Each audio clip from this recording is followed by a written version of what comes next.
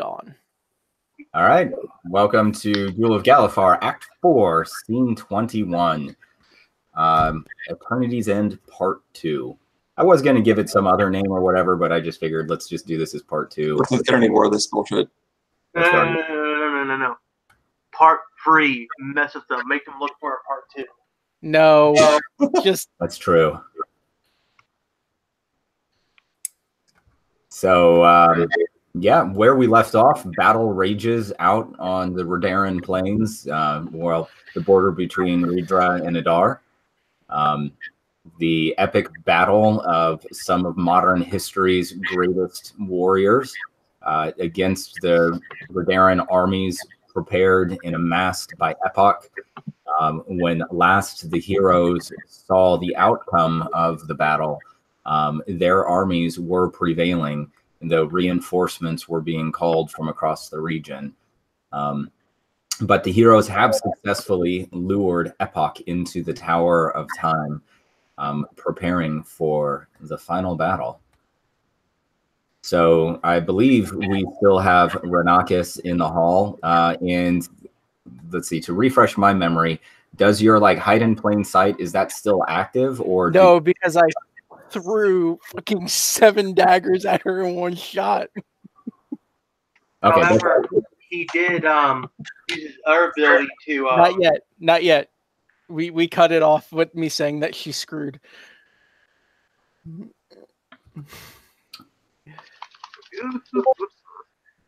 All right, and you have recollected the daggers. She still has Axiom, or at least one of Axiom's arms held by her arm.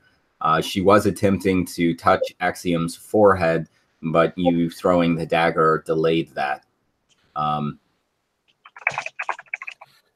So, Ren, since that was your attack action, do you have any other actions remaining?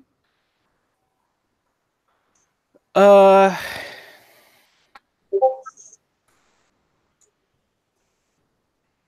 me double check something real quick. I'm so excited, so stupid. You know?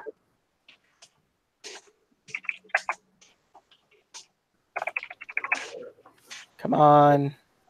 I don't know why, but Roll20's been very laggy for me lately.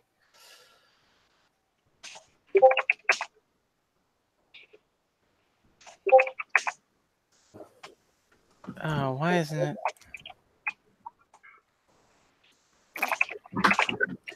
I don't know if it's an action or a bonus action, because if it's a bonus action, I'm going to do something just as funny as the mislead. Oh, by the way, do you guys see the revised Artificer? That's weird. Yeah, I liked it. I thought it was really good. They got rid of the gun. Yeah, that's important. Wait, what did in their kind of sneak peek playtest of the Artificer, they gave him a gun? The original one. Yeah. What was the purpose of that? Appealing to what they thought the Artificer should be.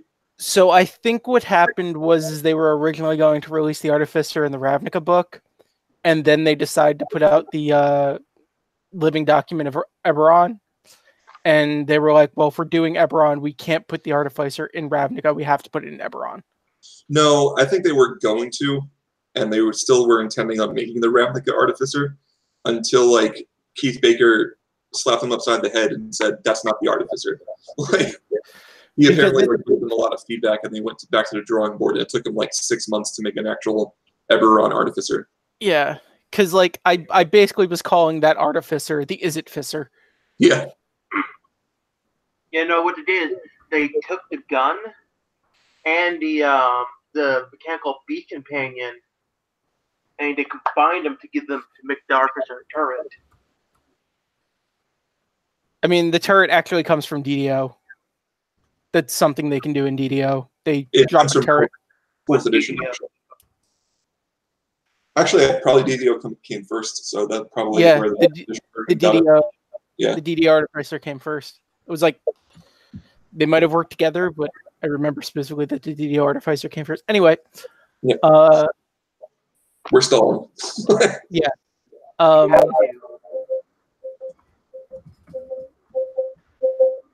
So I have my bonus action, which is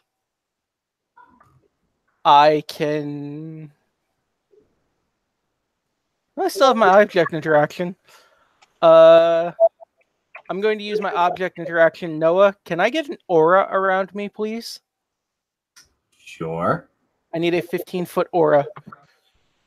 Purple, gray, whatever. It's just... Now, no, are you glad he did that? No, doesn't work. No. And this is a radius, yeah? Yes. Great. Object interaction is the Fang of Siphoros, which means now Axiom is currently in a radius of darkness. And as my bonus action, I'm going to cast Shadow Blade at 6th level. Let me double check that real quick, actually. It's going to make me roll. Sorry. Do you have a nickel spell slot? No. No. I don't know why this is so laggy. Yeah, it's fine. Just, I need the... You rolled 21 to...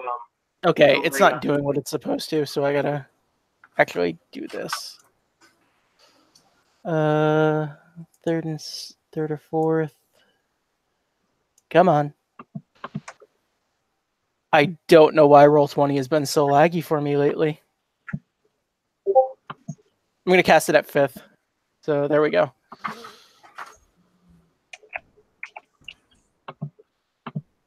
So that gets rid of one of my 2 5th level spell slots. Why are you? Thank you. All right. That is bonus action, object interaction. That's it. I'm done. What about movement?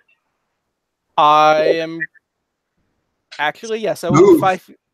I will move 5 feet forward. This way, Axiom is completely in the darkness. Let's see if he can actually use this to his advantage to get out of his situation.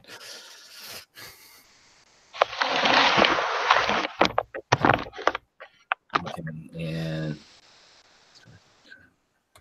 okay, perfect. Wow, guys, I'm really having trouble with my volume today. I can't hear anybody. It's all is mine like really low down as well? Like you just cut out to half volume of what I had it before. Huh. Do you go through speakers or built-in speaker? Like built-in speakers or no, external. Ones? External. You might have a short in the wire. Yeah. Somebody say something? Check. Yep, that's better. Much better. Plug in your stuff, kids. Yeah. All right. You do hear. I yell, Axiom, this is the best you're getting. Okay, and in your aura now, this casts darkness. It's darkness. Okay, and she would just be standing just inside of the lip of the darkness. Yep. Wait, this normal darkness or advanced darkness? This is darkness.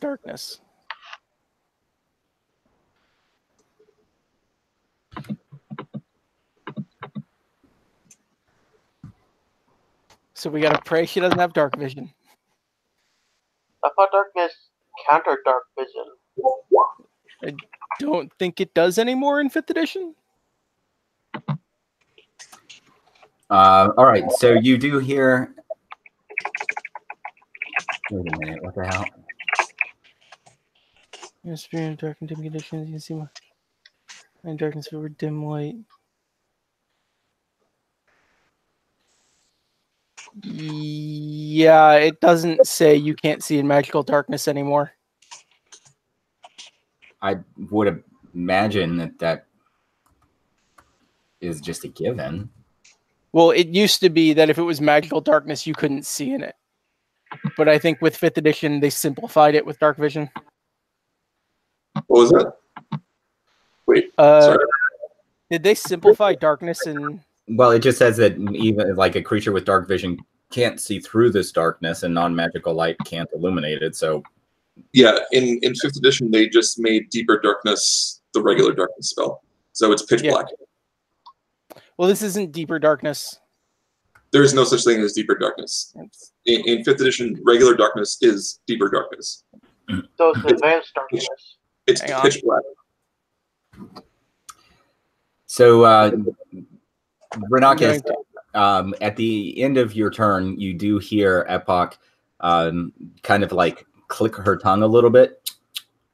This is not an attack roll. I'm just getting it so the description of what the sword does is in chat. Okay. You choose the long sword and spring. And it doesn't say because I'm an idiot and didn't put it in. So, though Epoch does click her tongue, and she states, "Really, you think that by obscuring my vision, it prevents me from seeing the depths of your soul? I wish to drink from the remains of your withered husk."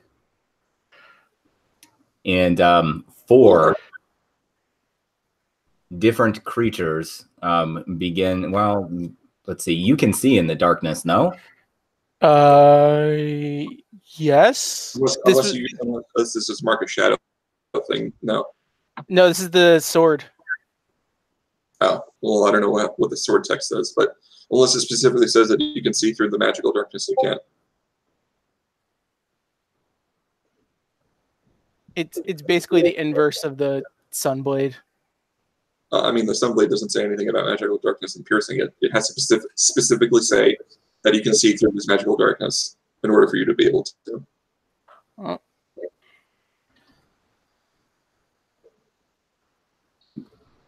Yeah, so you've, I guess you see nothing of what occurs with Epoch, but you can hear her struggling with Axiom Prime.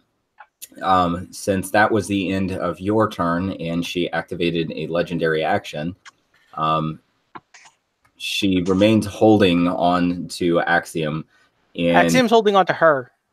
Axiom swung at her with one of his, like, he had formed his arm into like a sword-like axe, and she had caught it with one hand. Yes, but then she went to go touch his forehead, and he grabbed her arm. Which is why she was able to catch that last dagger that I missed with. Well, he grabbed like her wrist of the hand that was coming towards her, and then she like caught, even though he was holding her hand, she caught that dagger that you had thrown at her. Yeah. But yeah, I mean, so she's got hold of his other arm. I guess that would be his right arm, and then he has her right wrist. But so they're holding each other. Yeah, yes, very intimately. Though we've already sort of established, though, his strength is not stopping her whatsoever.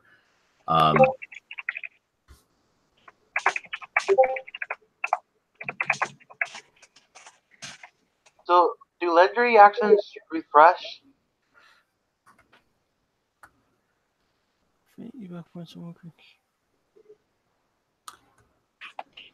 So the attack part of that doesn't really matter because it triggers a saving throw. Did I even? I don't even think I put. Yeah, there's no. The attack part was just to get the text in there.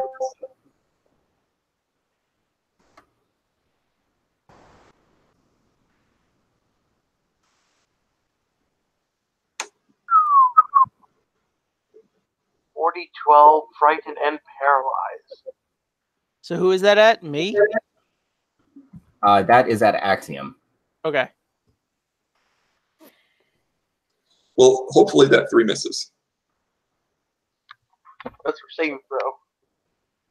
It's like, oh no, 21 wisdom. Dang. Can you make that, Anthony? Probably. I know I can't. All right. Well, I mean, if you have a +1 modifier, you can make it. You hear a like crackle of energy, and Axiom screams out as Epoch apparently does something to him. You hear Axiom, just sort of struggling beneath the sheer grip and raw power of Epoch. And Axiom says to you, "Sir Renockus, I highly advise you withdraw from the area. I do not think I can hold her much longer."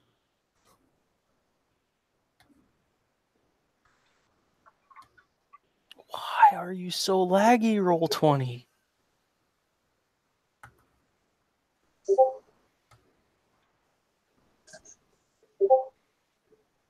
All right, I think at this point too, go ahead and roll your initiative, and then we'll just sort of establish, we'll put the initiative order to the end of Epoch's turn. And I forgot to click on my mini again.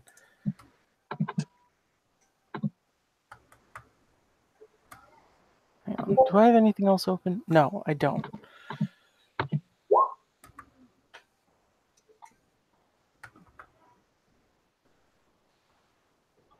No, can you just add me in on a 23 because I'm having way too much lag here and I need to find out why. What the hell? Why are there 20 things running in Google Chrome?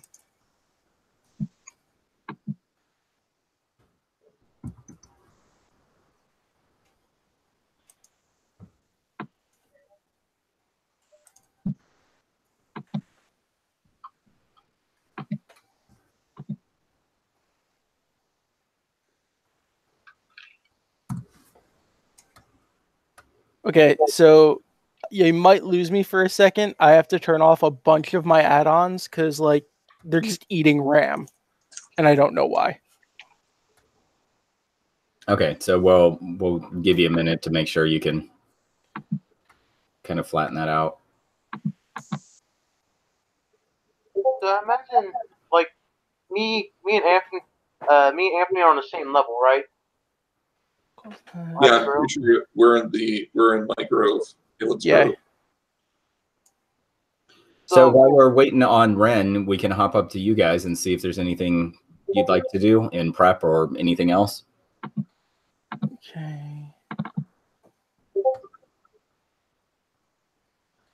I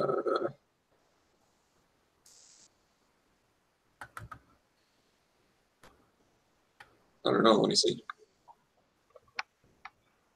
Maybe we should have some cover. Well, I want my my treants awake. I think you gave me the stats for those, right? Let's see. Let's see if I can pull some real quick. So I think these.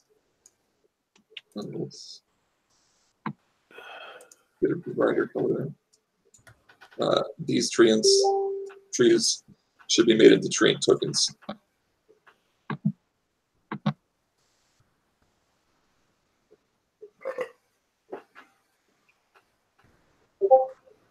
Wait, no, I would have to be able to see through the darkness. Otherwise, I would never be able to use the sword because it's always giving off at least a 5-foot radius.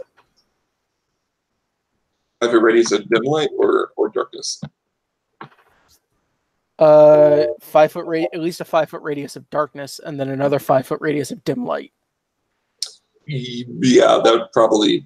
I mean, if it's I would literally never be able to fight with it. Yeah, unless you can see through darkness. Yeah, so that sounds fun to me. Yeah. So as for the way of buffs, I got a potion of invulnerability.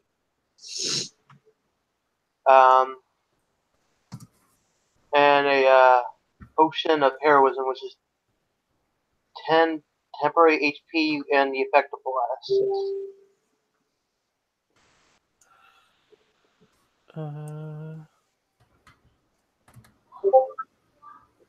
So I guess I asked, Caleb, which one do you want? What is eating my memory? What was the other one besides the potion of heroism? Invulnerability. It basically gives you resistance to just about anything. I'll take that. Thank you. If I'm gonna be the tank with the full plate, bronzewood full plate, standing up there toe to toe with this person, I'm gonna want that. Yeah. How long does it last? A minute or 10 minutes? That needs. I don't know. Check. Why are you? I only got down the name and the general fact. I forgot to put down the duration.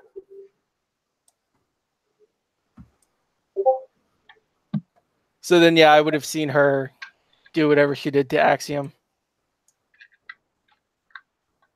But anyway, this is weird. Like, the only reason why I would take the invulnerability is because I'm the, basically, if I go down, we all go down, but I think the, between my, my, new abilities from Divine Soul and the heroism one. You guys are gonna lose me for like 5 seconds. Okay. You can keep talking. I'm not involved in that part of the plan, so. So I guess, probably gives you the potion of invulnerability.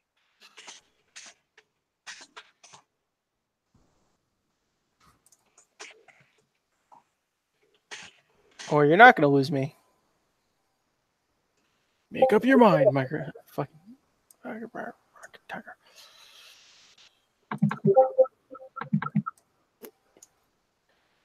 Right. I've literally closed off every surplus thing that is running on my computer.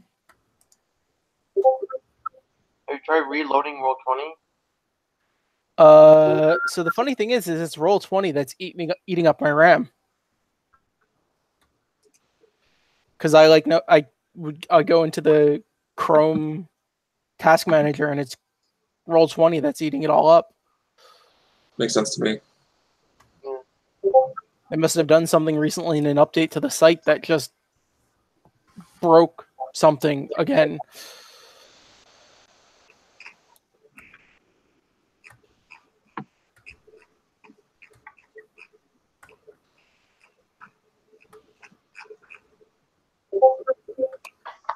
All right, I'm as good as I can be. I'm going to try reloading it on another browser.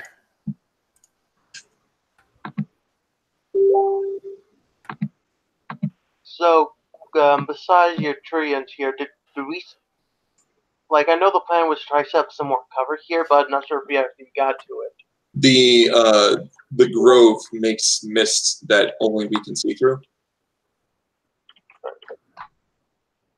Wait, only you can see through, or only we can see through? We can see through.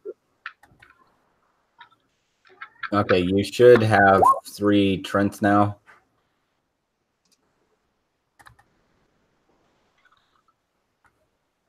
You know, it'd be cool if one of the trees wasn't a tree, but part of the pumpkin patch. No thanks.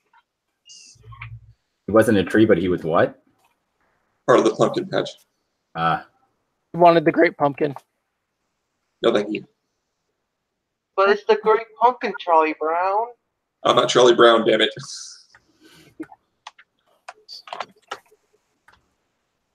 know, just a little jack-o'-lantern head. All right, do you have control of those, Anthony? Yep. Sweet.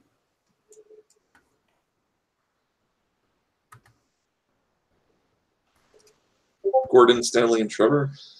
I don't know. I was just giving names. Those seem like tree names. Yeah, You can name them whatever you want. I just was this placeholder. That's fine. But where's your tree uncle? Stop. All right. When I'm telling you to stop, it's time to stop. So is there anything Caleb is doing, or where do you want your token to be? And the same for Thry.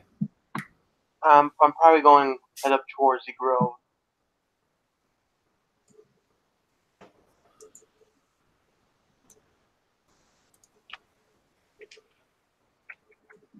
So really, if we're going to do this, I probably would start into this room.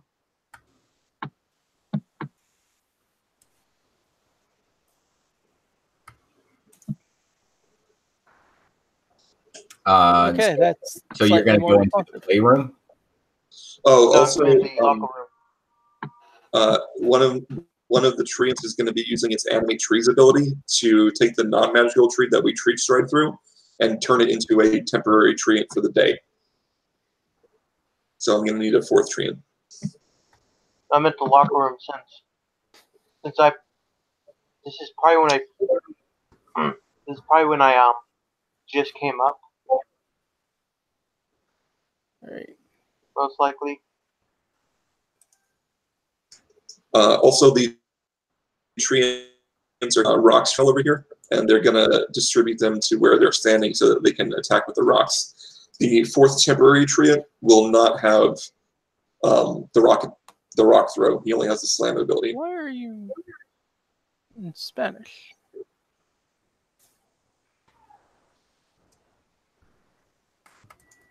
Also doesn't have a stat block. You got any summon spells prepared?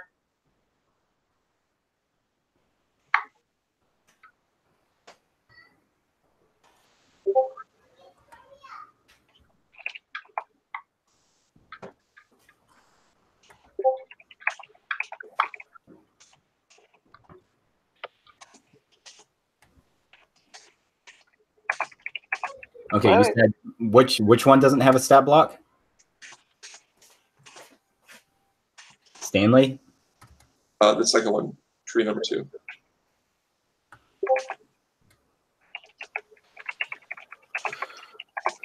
Just out of curiosity, Anthony, what's your 9th level spell? Oh, I think it's because I just missed giving you the control edit of it. Okay, give that a shot now. 9th level spell. Shit, I didn't pick the 9th level spell.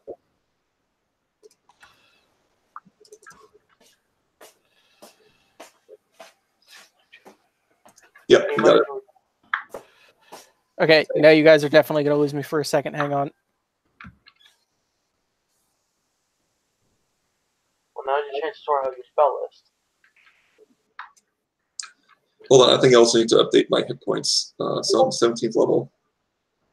I take the averages. I don't do the rolling.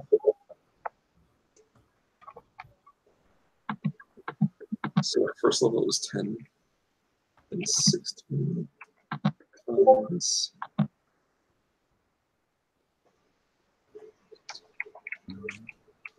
38.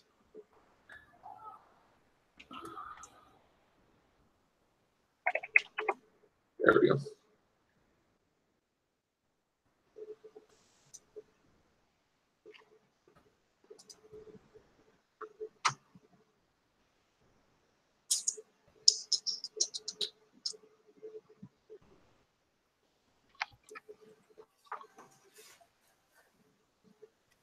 Let's see what my next little spell will be.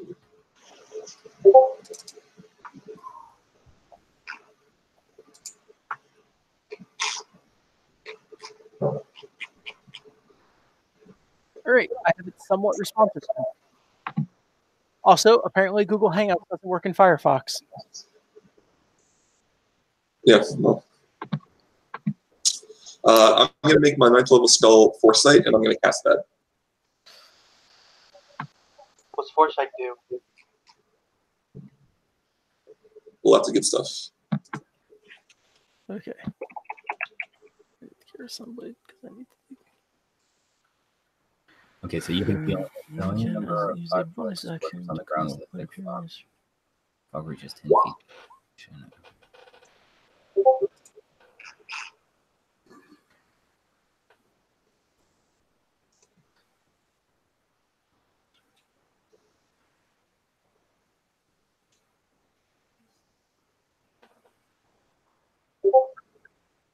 Okay.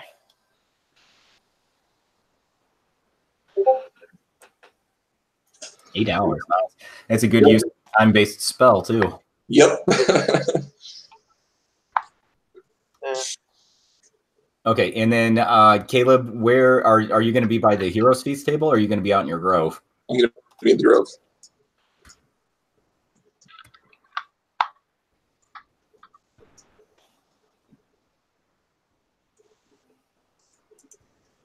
All right, and Trevor, Stanley, and Gordon all have piles of stones next to them for tossing. Giuseppe does not.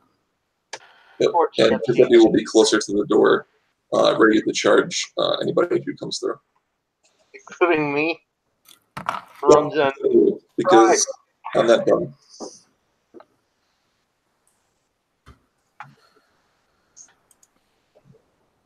All right, any additional prep from you guys? So there'll be spike growth all throughout the place.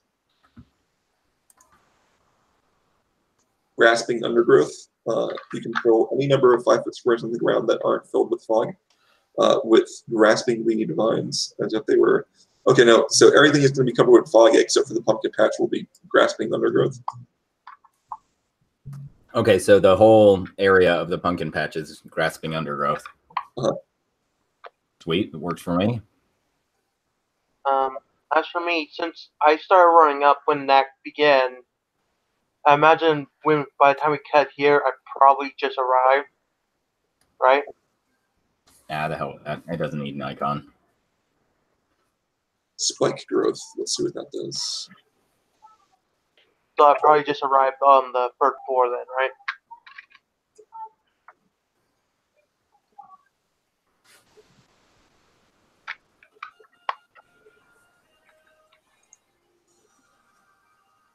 Entangle.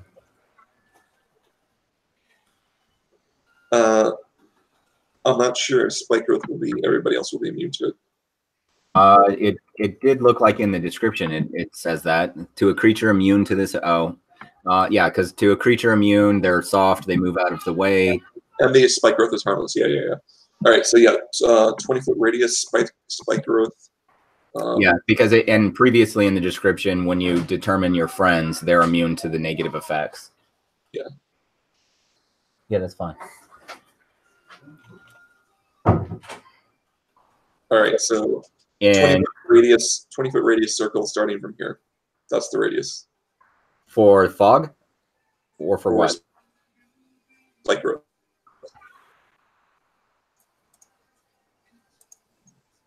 So the grasping undergrowth. Okay, so you're not at, okay, I guess I misunderstood. Yeah, I thought you it's just within the whole pumpkin patch. No, the pumpkin patch is the grasping undergrowth. That's part of the basic spell.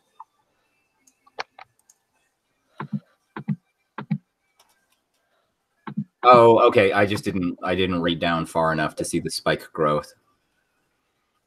Yeah. Location of stress. Okay, and that's a 20-foot radius. Yep.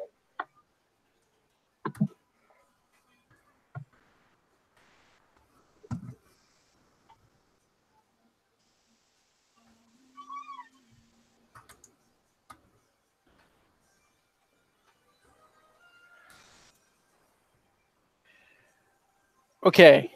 All of my weapons now have the proper descriptions on them.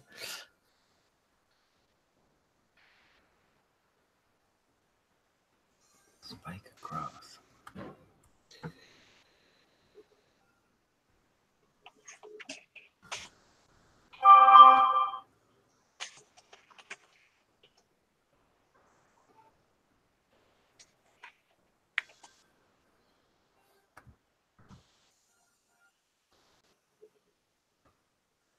And let's see, 10.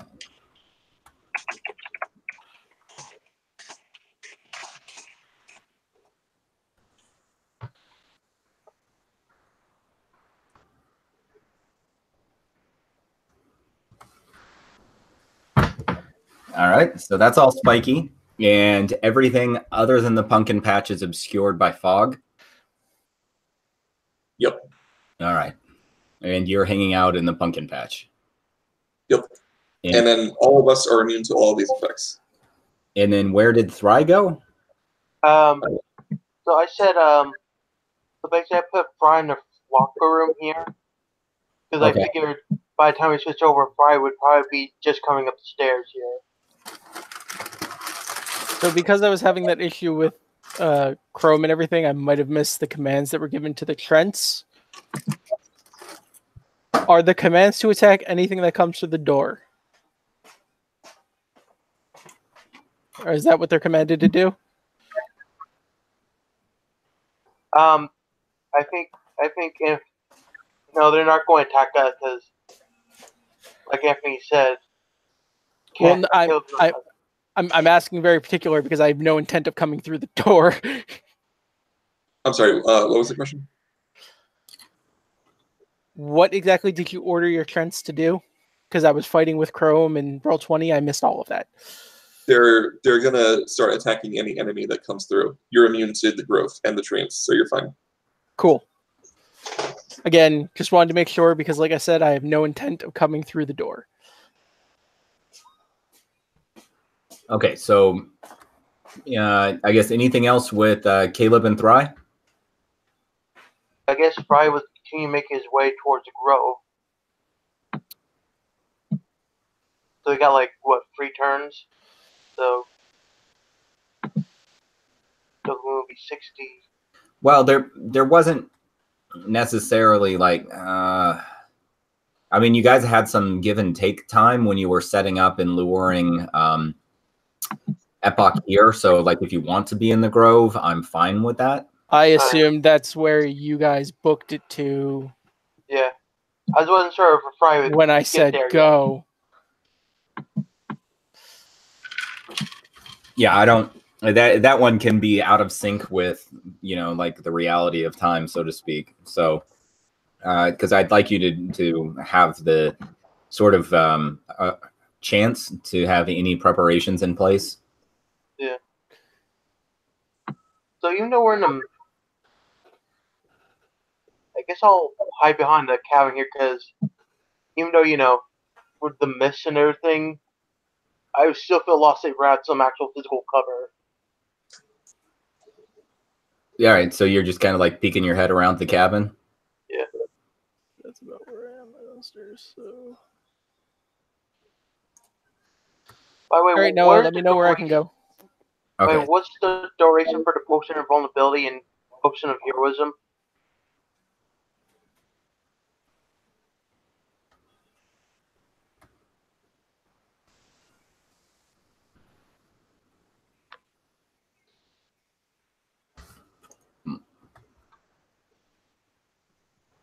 One hour for potion of heroism. All right.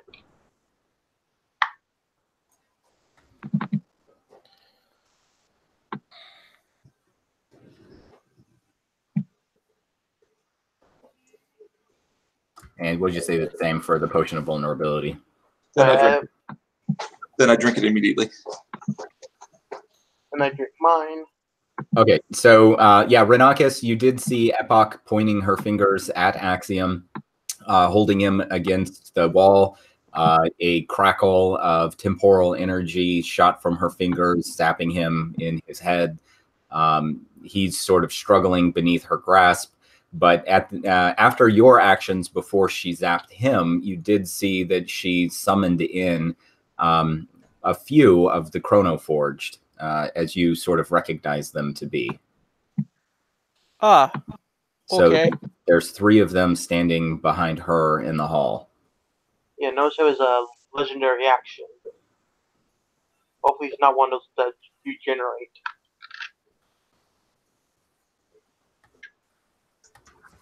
Huh. Okay. So I can go, right? Not yet. Okay. Axiom struggled beneath Epoch's grasp, attempting to wrest his arm free so that he could return her barrage of attacks. But you definitely see he's just twisting beneath her grasp and is unable to escape. Don't want to be that guy, but isn't he paralyzed? Axiom? Yes. No, he's He failed the save. That's correct. Yeah, because he is frightened and paralyzed. Yeah, so he takes no action. That's a fair point. Thanks for catching that. So let's Same team. Axiom probably like, you're that guy. So with that in mind, we'll say that she just like tosses him to the side up against the wall, and he's like just kind of like slumps down the wall.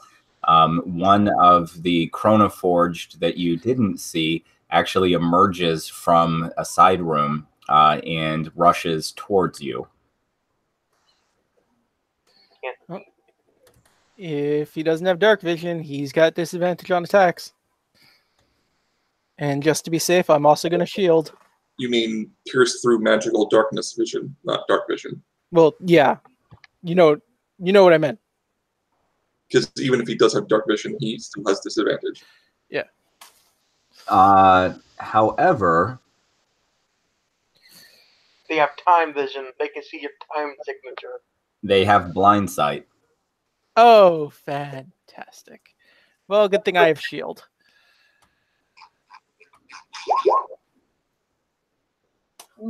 Oh, natty. Why? Wow. Why did you hang around in this fucking hallway? Why did you not follow the plan? This does not bode well. Not as bad as I thought. I thought it was going to be a lot worse. So did I. Move, attack. And his second attack will hit against your AC, I presume? Let me double check shield. Oh, and that didn't... That was a 21, so yeah, he just beat it. Okay, and I still have to... Let's see, because that didn't... his fist attack, it doesn't look like it did the double damage, did it? 2d6, 4... No, it did. Oh, I guess it did. Yeah, okay. So it's 9 plus 6. That's 15 minus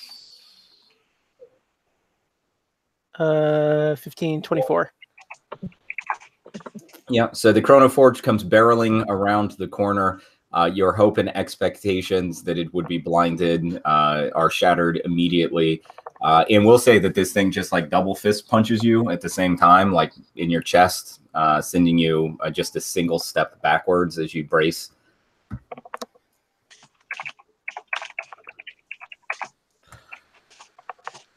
Well, if another one attacks me, it's shooting for a 21.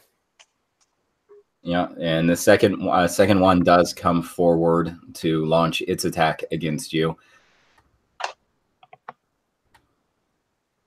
Well, goodness is they're blocking the third way. Oh, hot chocolate. Oh, it's good. It's dripping. He knows why. Thank you.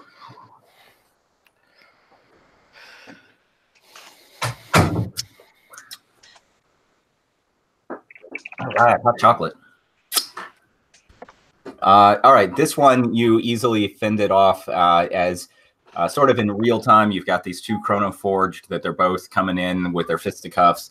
One, of course, had hit you. The other one, you're able to deftly sort of dodge using your blade to sort of turn its attacks from side to side. It is now Renockus' turn.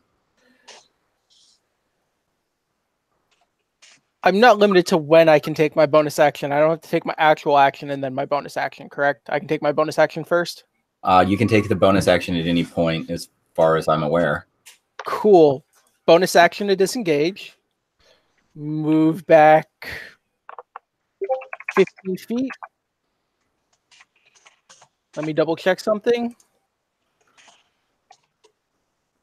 Hi, guys. I'm in the Grove. Dimension door. Good. I'm going to dimension door up into the Grove. Oh, sorry. One thing that I almost missed.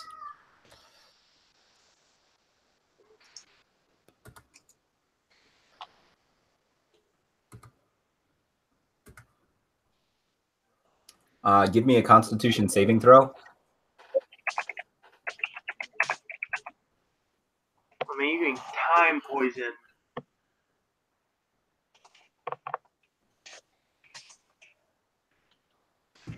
Oh, Really? oh, you got a 1.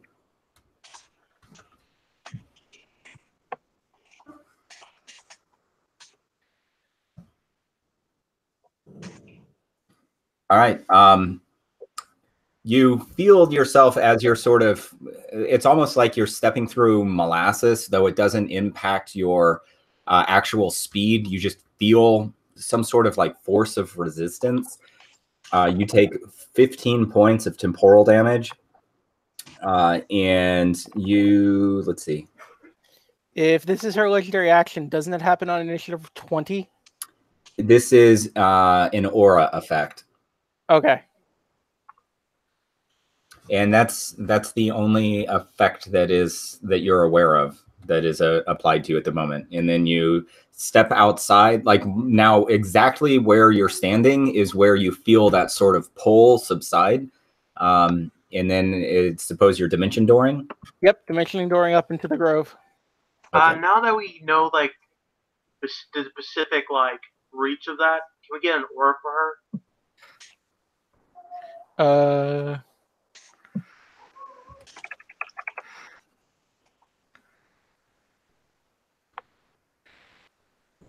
Okay. I just have to change it to C.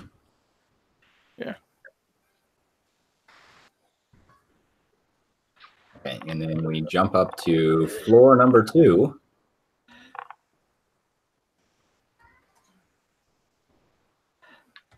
I need to move these maps further to the left. So I'd be here.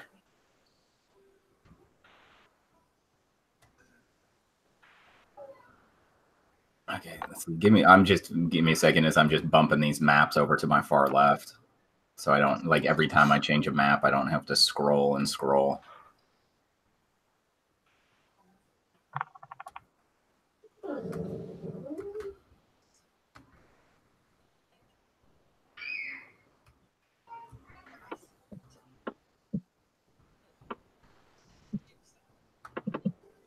Okay, much better for me. And we're up here, paste. All right, go ahead and set you where you want to be. I'm hopping back over to the other map for a second to remove your token. So do you let us know you're here? Yeah, I yell, hey, it's me. And she can call more of those chronoforged. And she has some kind of effect that's surrounding her. Remember to look at you. Oh, and she heals. Great. Seeing you probably would activate the one to cure wounds. You don't see me, you just see a hemisphere of darkness. Yell to Chris. You're not going to go down. To Renockus. Can you put down that darkness so I can heal you? You gotta give me a few seconds. As in, I am out of actions that let me do it because it's a bonus action that lets me sheath the blade. All right, so yeah, you guys standing up in the grove, you see Renockus apparate out into the clearing, just like a house elf. We actually see a sphere of darkness materialize. That's true. He does that, yeah. But That might be a little unsettling. Yep. I sunburst him. No. So yeah, you guys do see a sphere of darkness pop into existence. I guess I'll do a ready action to use the one to cure wounds once Renockus is visible.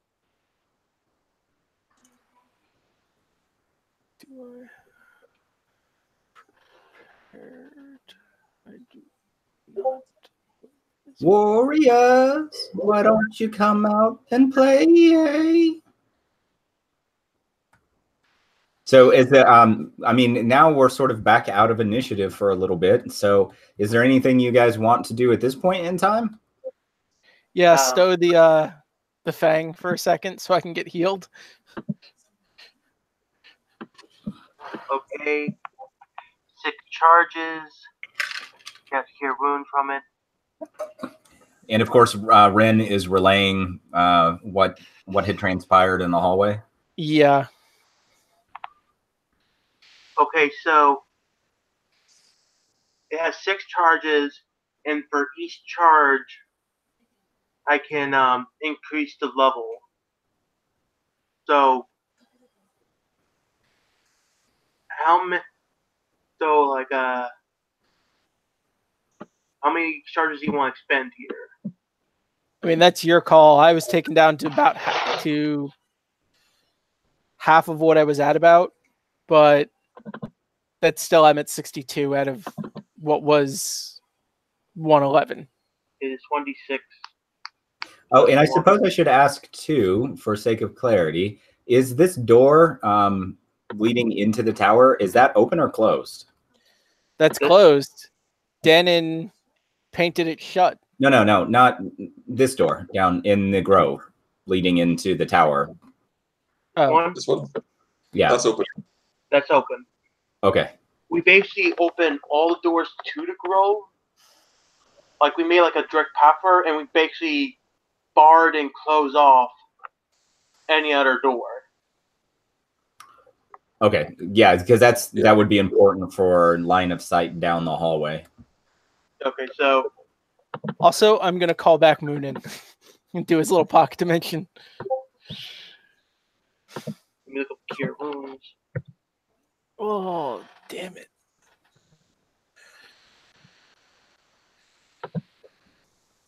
Okay, and now because this is a battle map, I probably should turn the line of sight effects back on.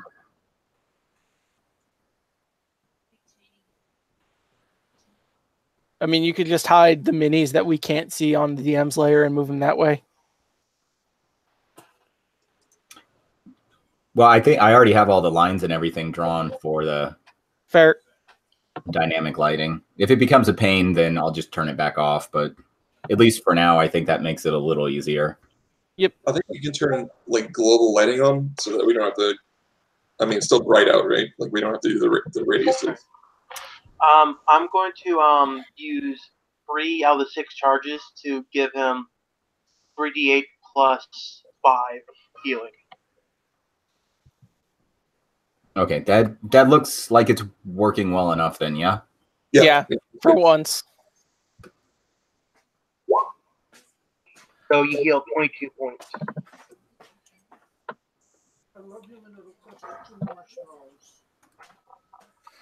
Okay, that's fine.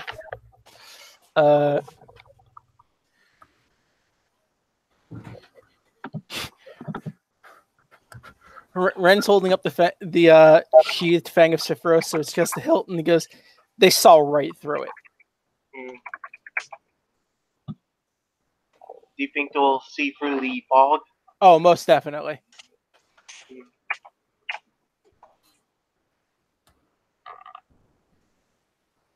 So, another point, haste, while it does give you a bonus action, as soon as the duration is up, you actually lose an action and become slower. Yeah, you get like fatigued. Yeah, when the spell ends, target can't move or take actions until after its next turn. Anthony, this is your little hovel right here, right? Yeah. I'm going to go behind that, and I'm going to stealth, and I'm going to draw my regular dagger.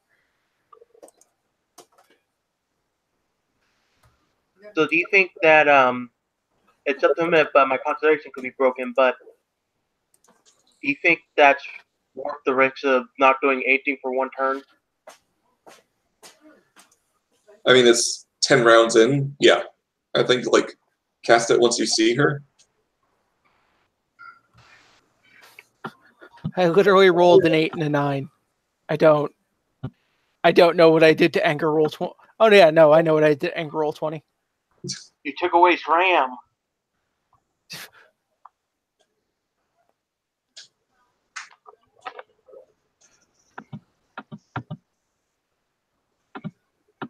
So yeah, I don't really benefit from haste, so I'll 20 on you two. Isn't haste an area? No, it's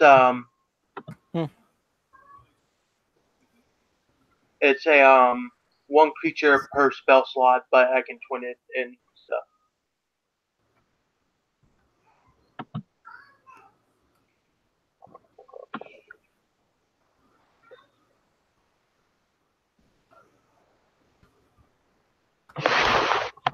Okay, so let's see. I'd say Renockus, from his perch, sort of peering around behind the building, you can. Whoa! What just happened? There we go.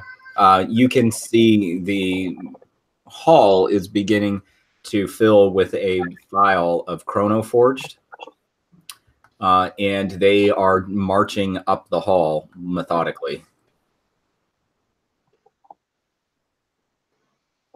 Should I cast haste now? Until you see her. Alright.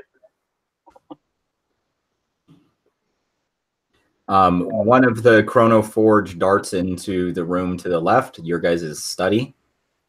No, like we said, we bar each door that doesn't lead to the grove. Oh, okay. I guess I missed that part. So I guess you would see the Chronoforge try the door. It doesn't budge. They then presume or resume marching up the hallway. Oh man, that looks just a juicy fireball spot. Don't worry, I got you. You see them crackling with temporal energy as they slowly walk through the hall, coming to the brink of the door and out into the grove. They halt momentarily for a second as the front line appears to be peering around a little. Let's see, Caleb, are you obscured, or are you just kind of standing in the pumpkin patch? Standing right over there. Just well, there is the solid fog between me and them. Okay, so you can solid fog the same area that the spike growth is?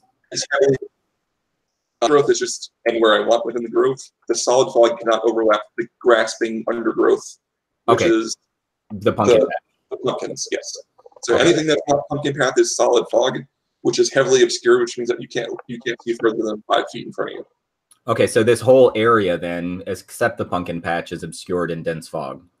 Except for us. Yep. Yeah, like you guys can see through the fog, but Does blindness pretty much negate that back then? It does, but let's see how far their blind sense goes. Okay, so you see the first rank step out. Let's see, I guess I'll just surround them all. They step forward. The first rank steps out, and when they do, immediately the spike growth is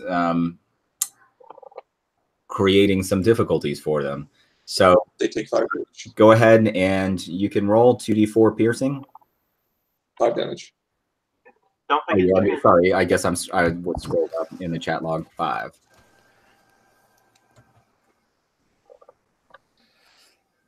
So they trans attack them, or are they going to wait for Epoch too? I'm gonna give them one more turn. All right. Okay. That's another. Well, hold on. Yeah, it'll be two more, and then they stop. Sorry, that's 4 and 3. 7, 4, 5. And then now I guess we should roll initiative because my trains are gonna start checking rocks. Do you want me to roll again, or do you want me to stick with that 23 I got before? Okay, so that was a total of 12, if I'm interpreting right. 9, 12, 17. Yep. Oh, okay, I missed the other one. 17. Yeah. But the one in the back only took the 5, and then the one in the 2 in the second rank only took the 9. Oh, sorry, 12. And then the 2 in the front rank took all 17. So, and this is considered rough terrain to them, right? It is, yep.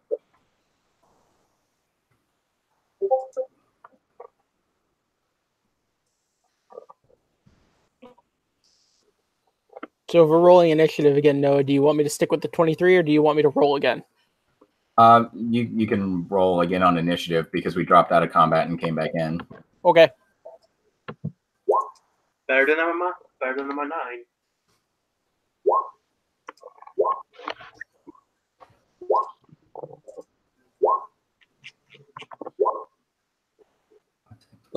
Let me just check foresight again. Make sure that it's not on ability checks. Ability checks, I have initiative on advantage. I'll be back. I'm going to roll for Trevor.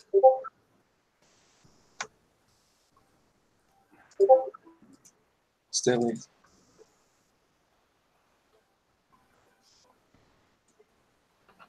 Gordon.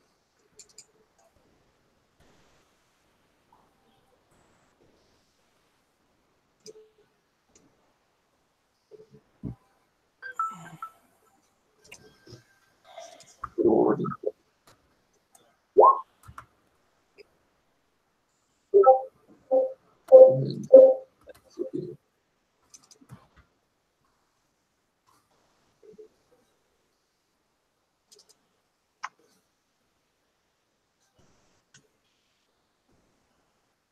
Giuseppe, oh, man, that Giuseppe is always a lagger.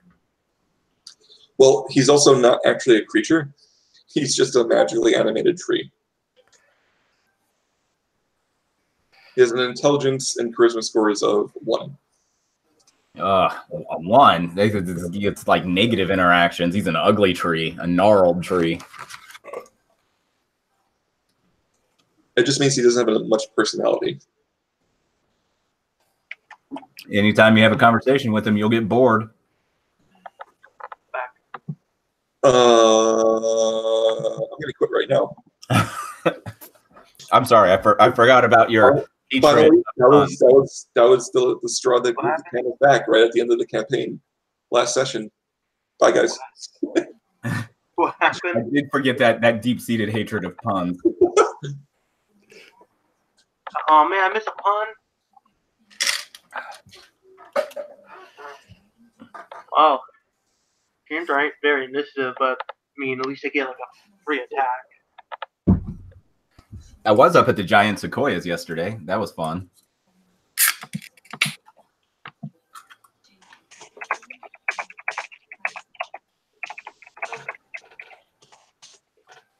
Hopefully the Rangers don't see my pictures because I'm pretty sure what we were doing was illegal.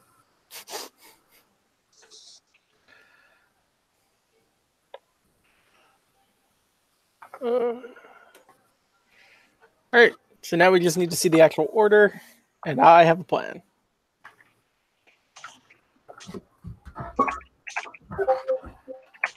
All right, is everybody up on the initiative tree then? There's Ren, there's Caleb, there's Stanley, Gordon, Giuseppe. Looks like we are missing Theri. I got 13. I didn't click my token.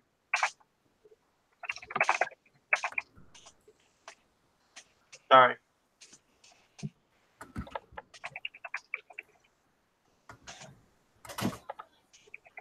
Damn it.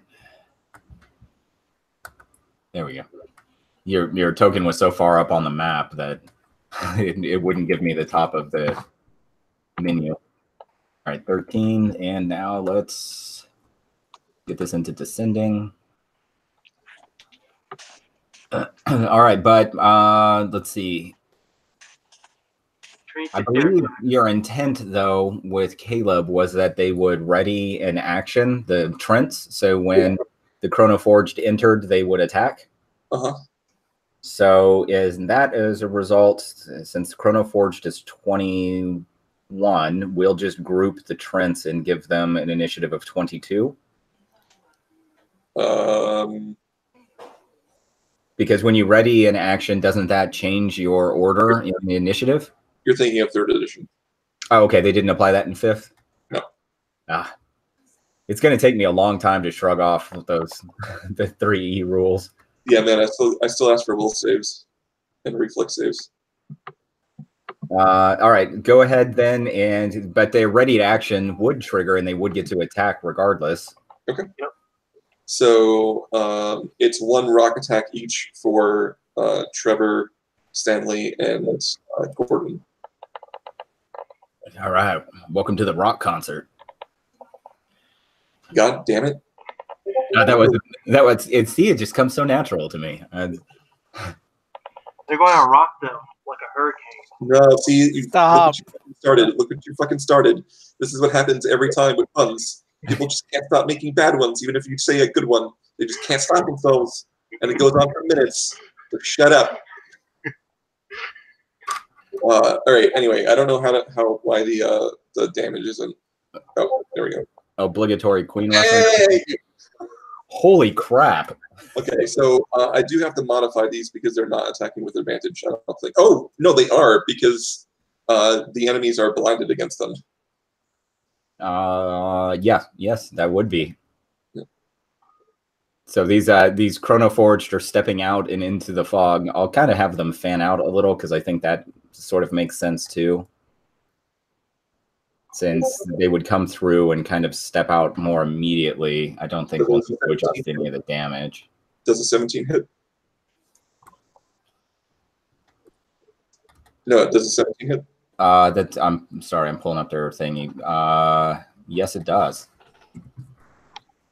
Wow, guys, I rolled above average on all of those. And because they are fanning out, the Giuseppe non-nutrients is in range to make a slam attack.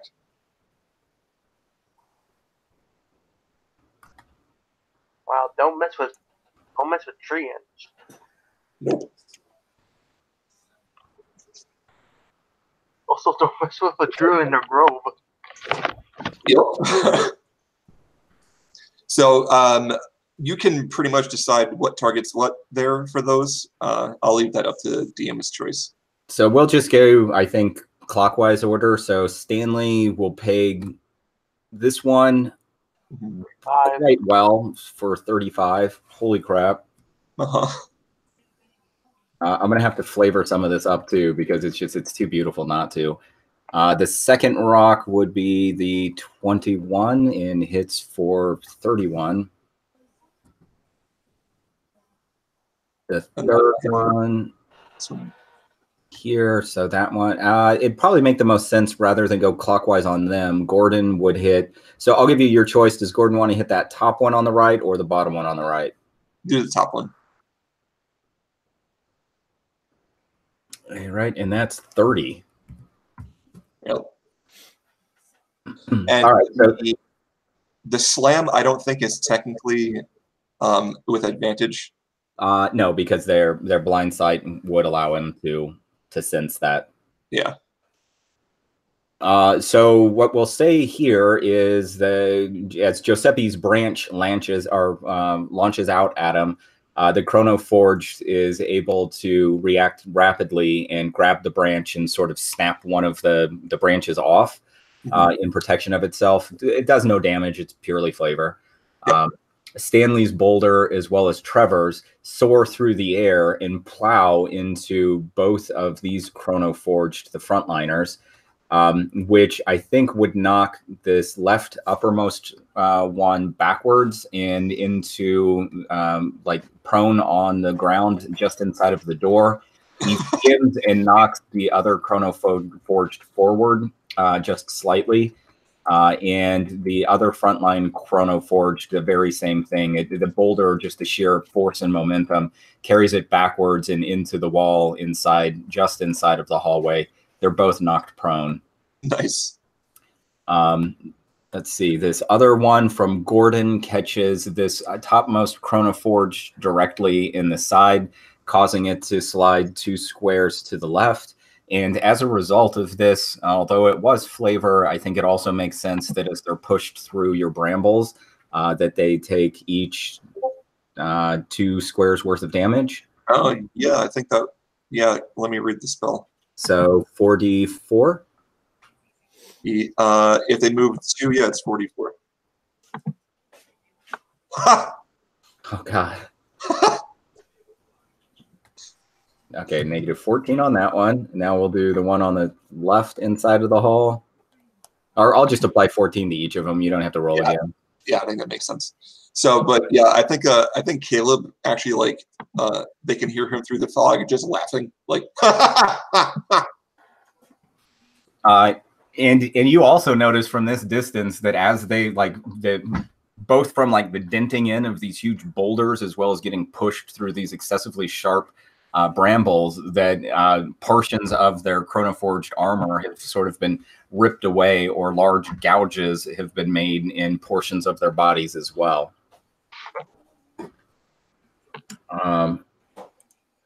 Okay, and then now that comes up to one of the chronoforged that was knocked prone.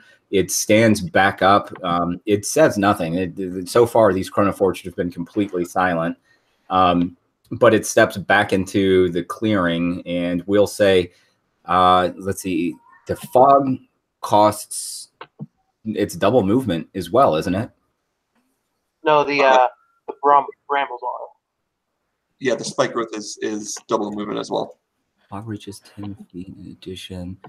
Okay, every foot of movement through the fog costs 2 extra feet, so that is a doubling. And the spike growth also doubles movement?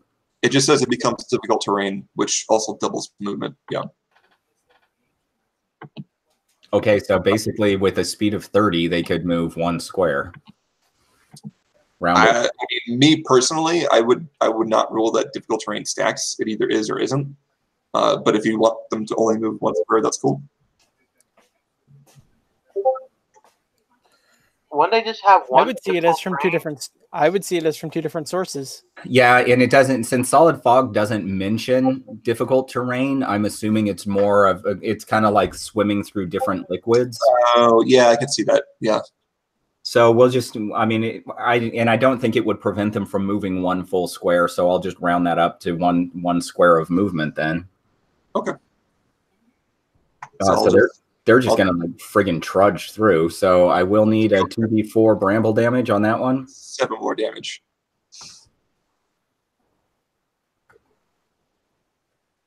You know what the best thing is? This spike growth is permanent. I don't have to concentrate it on it or anything.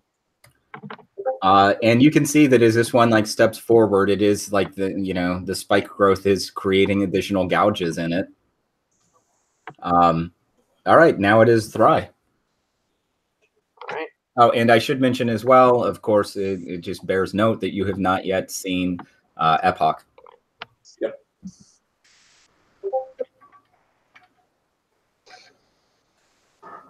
All right. I mean, at this point, we have expended 0 resources. I'm going So to attack. like just cantrip stuff up and see if that works. Yeah, I'm going to attack this guy with firebolt. Since I'm guessing he can't see me, I get advantage. Correct? Cannot see you.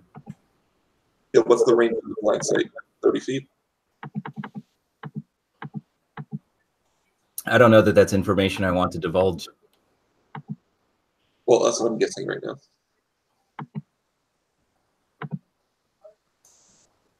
They both hit, and because I'm 17th level, firebolt does 40-10. How are you casting 2 firebolts? No, I'm catching 1. That's for advantage. Oh, advantage. Right. My bad. Right. So he takes 24 fire damage. No wait. 22. I didn't lower enough, so 22 fire damage on this one.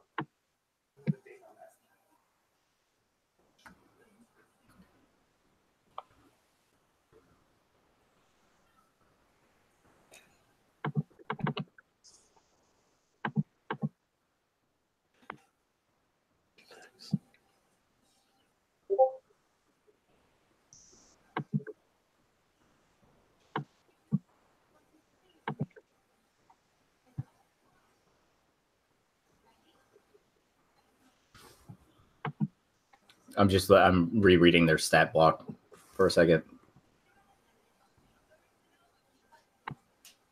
If they resist fire damage, I have that feat that makes them take full anyways.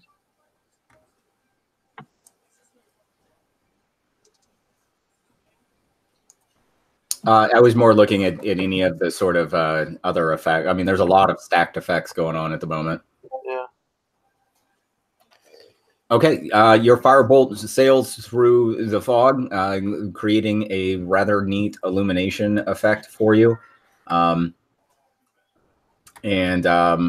it strikes the Chronoforged, directly, damaging it. And it stumbles just slightly, but keeps its footing, and it turns its sort of gaze in your general direction, though it still is not certain exactly where it is you might be. Yeah, cause I imagine I'm taking the shed as cover, so I'm deep out, go back in a little bit, but I'll end my turn.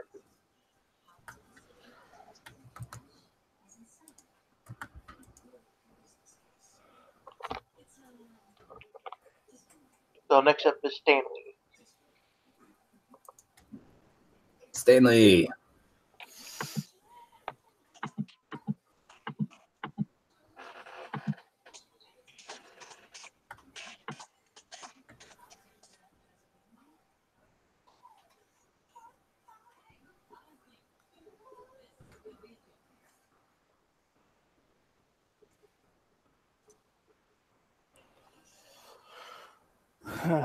Oh, I'm sorry. That's me. I was like, wait, whose turn is it? Stanley? All right. Yeah, he's going to attack this guy. Does he have advantage? Yes, he does. All right.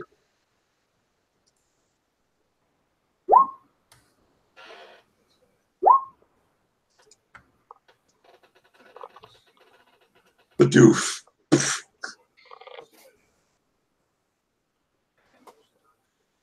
All right, another boulder comes sailing through the air. This one striking the Chronoforged sort of like at a downward angle, driving the Chronoforged down to a knee. It has knocked off one of the Chronoforged shoulder plates, and it looks like it's also somewhat disabled the Chronoforged's left arm. Alrighty. Renockus.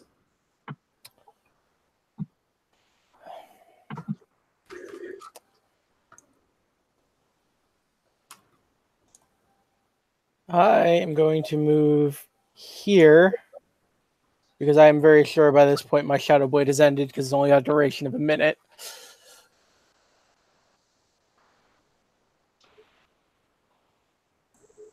And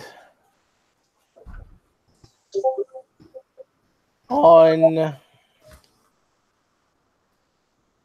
this one here,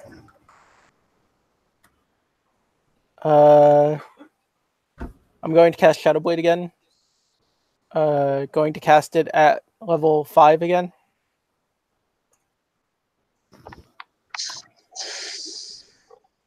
And I'm going to chuck it at him. You still have your darkness aura up.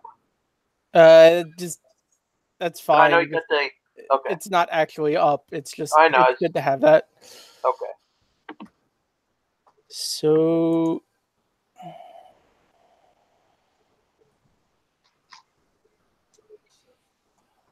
do I have advantage on the roll? Yep. Which means this is also a sneak attack.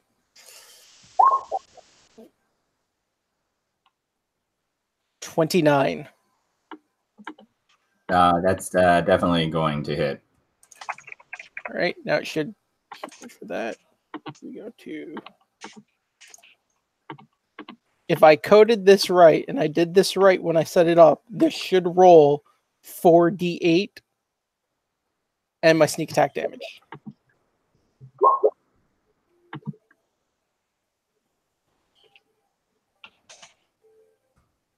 It did not. It only rolled 2. Oh, no, it rolled the other amount underneath it. Okay. So that's 10, 35 points of damage. All right, and that was up against the front leading one again? Yep.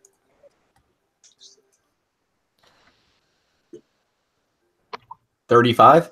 Yep. On the nose. All right, you throw your Shadow Blade, and it soars through the air, catching this creature beneath its the faceplate of its helm and above the sort of neckline of its breastplate, catching it directly in its throat. You see this crackling of magical energies, and then it slumps to the ground and begins to dissipate. Brandon, you hasted us, right? No, because we were waiting for her. Okay. Well, I'm still going to double back into my little hidey hole. All right, and is that it on your turn then? Yeah, that's it, because casting Shadow Blade is a bonus action, so.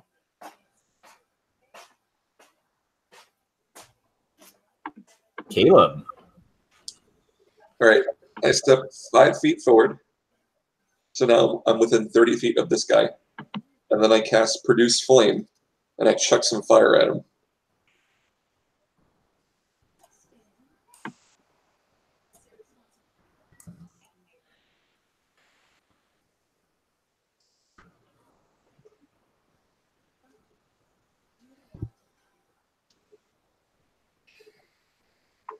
Right, 11, and that was on. Sorry, which of the guys? This one, the bottom rightmost. Okay, and Well, then I guess it's the rightmost. an attack for 11. That's 11 damage. Yeah. Yep. So you do step forth, light a candle, throw it at this guy, and you know it splashes. The flames sort of splash across his breastplate, causing some scorch marks. And then I step back 10 feet into the grove. And is that all your actions for the round? Yep. All right, that Chronoforged I will delete because he's now out. Now it's Trevor's turn. Let's see.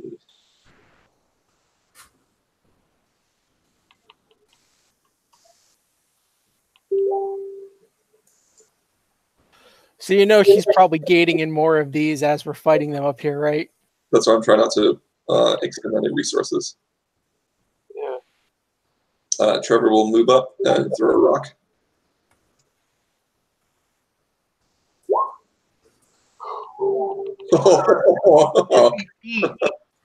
Ow! 39 damage. Damn. And that was against this one. All right, 39. I mean, I wasn't worried about my level 5 spells because the only one I had prepared was Seeming. I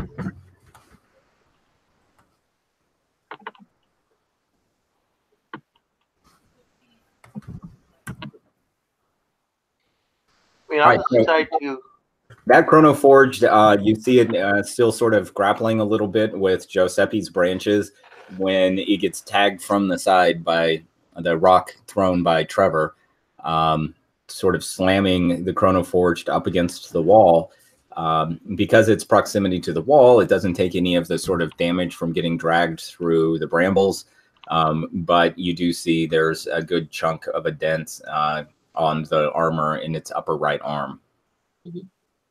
Now, Gordon. Gordon will move up. And he will chuck a rock at the one I just produced flame on.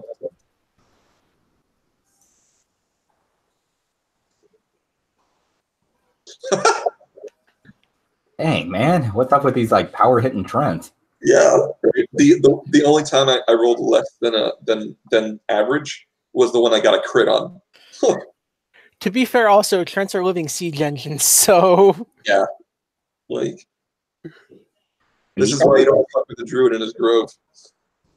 No, listen, man. We're not heroes of the story. We're going. Epoch's going to take us down, and it's going to be up to these guys to rock her to death. Yeah, precisely. In the epic final battle, Trents kill everybody. 34 bludgeoning. Yep. All right. And that one was this guy, right? Yep, that guy. All right. Negative 34. Does he get dragged through the brambles, any? So I'll say he goes back. One of the squares hits the other Chronoforged in the hall, knocking him backward. He's able to keep his feet. Both of them are, but he does get pushed through the brambles. 5 more damage of bramble damage. All right. Now this Chronoforged, well, he can't really step forward. He stays in the brambles, attempting to fight Giuseppe. Don't they take the 2d4 on the start of their turn? No, it's only if they move. Yeah. Okay. It's really an amazing AoE because they take the damage every single square that they move through. One hit. Yeah, and while TD4 doesn't seem like a lot, it sure stacks up fast. Yeah. Neither of those hit Giuseppe. One of them hits the 17th. Okay.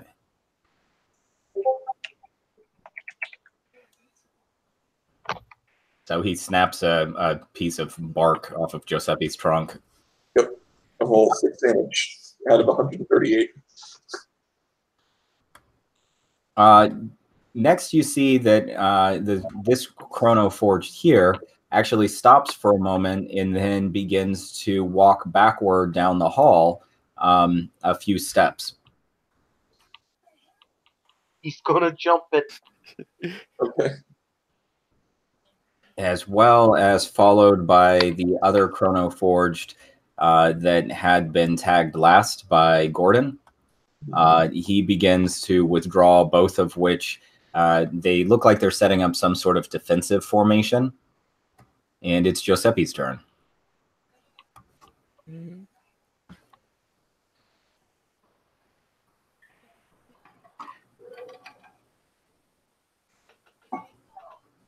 That's not scrying, so that'd been interesting.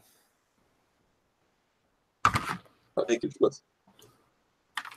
There you go. For 12 bludgeoning damage.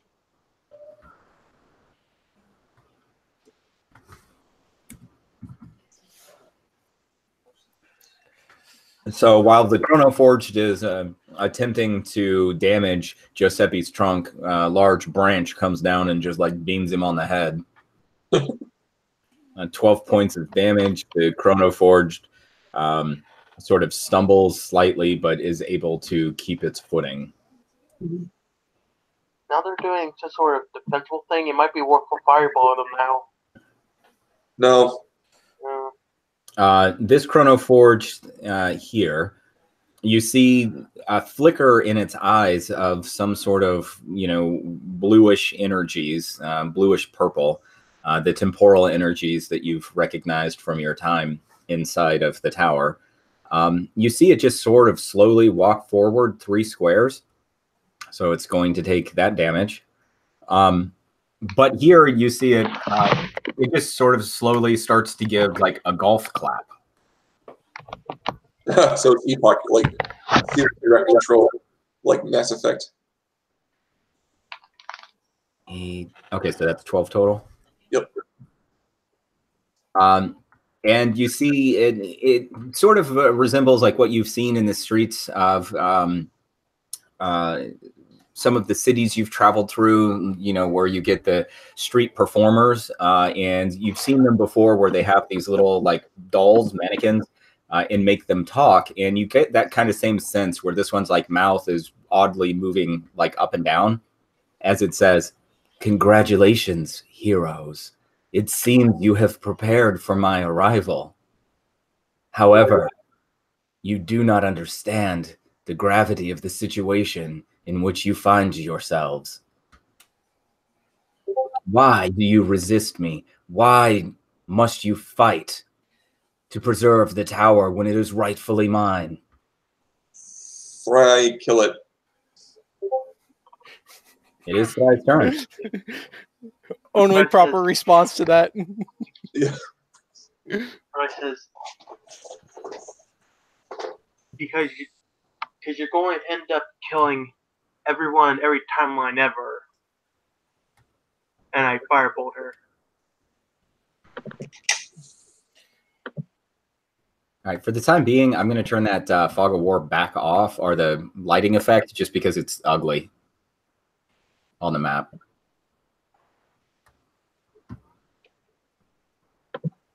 And there are 22 on this guy.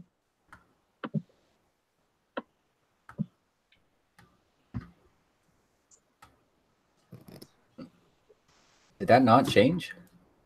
It's Yeah, it bugged reloading. out. Yeah, I'm reloading roll 20 Yeah, that'll do it. because like all of a sudden the fog of war was just like floating. There we go. Yeah, it was just casting black all over the portions of the map, and it just didn't look good.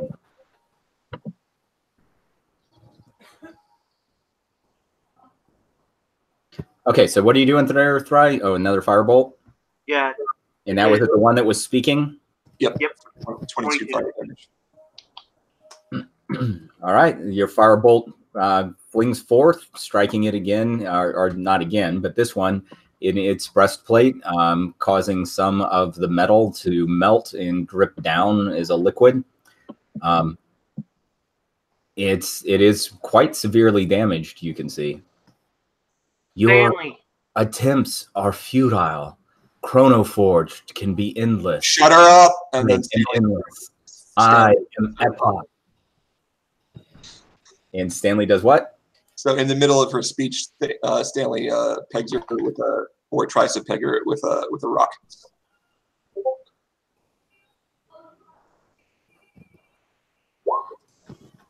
That'll hit. Jeez.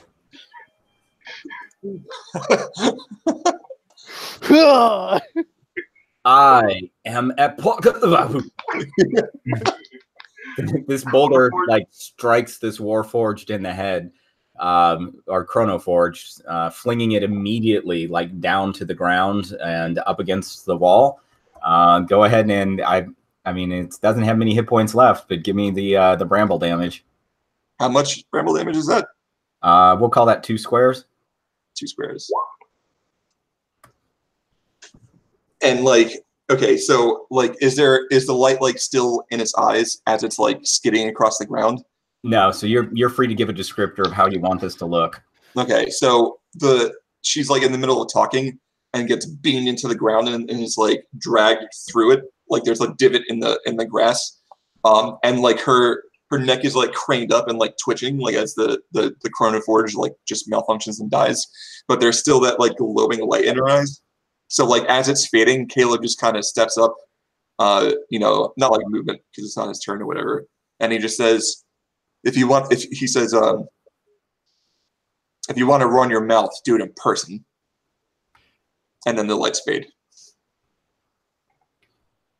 All right, that was a good kind of 1-2 with Thri and Stanley. Renockus.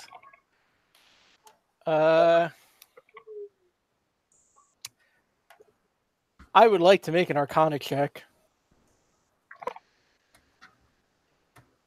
All right. Would what she just did be considered a magical scrying ability? Well, let me check the spell I'm going to reference. If she can see through its eyes, I would imagine it would be. Yeah, we'll say that'll work. Cool. Dragon Mark, non-detection.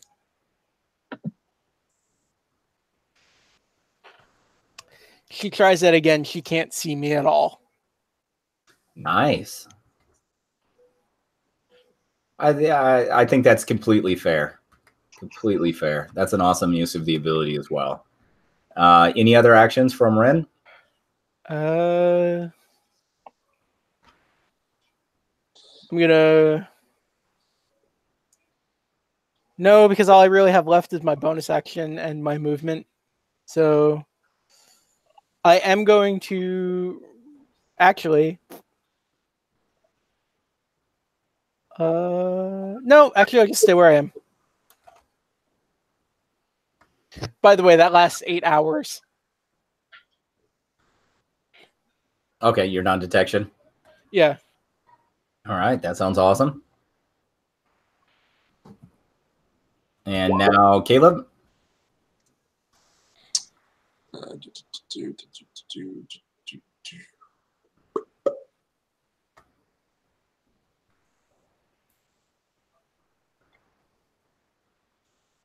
Yeah, there is the single Chronoforged engaged in combat with. All right, so if I move 20 feet forward and then 5 feet back like this, I will end in the bramble not the bramble patch, the overgrowth patch again. But I will have been in range to produce flame this guy. So I will do that and end my turn here. Okay.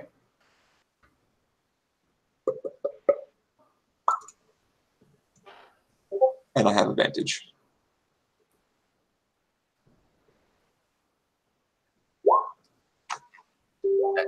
That does hit. 16 fire damage. All right, you light this Chronoforged up from the back, and the flames are definitely covering its back, up the back of its head. It doesn't seem to really take much note of this, but the flames are really tearing into this creature. The Chronoforged is taking pretty severe damage at this point.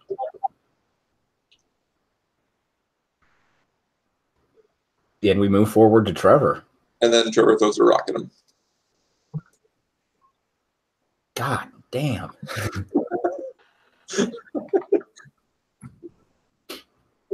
I feel like You're gonna kill him before I get to post the picture. Noah just goes going for a tree and and this is Well, it's too late. I mean, I can like friend any tree. So like, don't throw trees at a druid. What are you talking about? evil trees. All right, this boulder goes soaring through the air, striking the Chronoforged. I will say that it, of course, pushes it directly into the wall again. The Chronoforged is definitely worse for wear. It's starting to like glitch and malfunction a little bit, like the weird robot kind of twitches. But you also can notice that some of the energies that are coursing across it almost seem to be pulling some of its parts back together, but you don't see this effect occurring with those that have been fully disabled. Gordon. Okay. Gordon's going to walk 15 feet up, throw a rock, and then walk 15 feet back. That's how that Chronoforge currently looks like to me. Yeah, yep.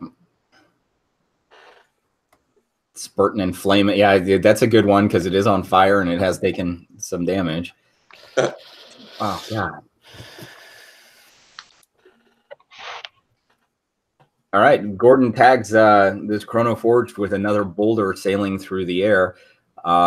And on this one, we'll just simply say that it pushes it directly up against the trunk of Giuseppe, which its branches immediately like wrap around this Chronoforged, tightening it against its trunk. And then you just see like the vines kind of like whip right through it and it falls off into 3 different sections. Definitely disabled. Sweet. It's like that scene in Silent Hill where the woman gets ripped in half by the barbed wire. Ugh. Yeah. Or Evil Dead.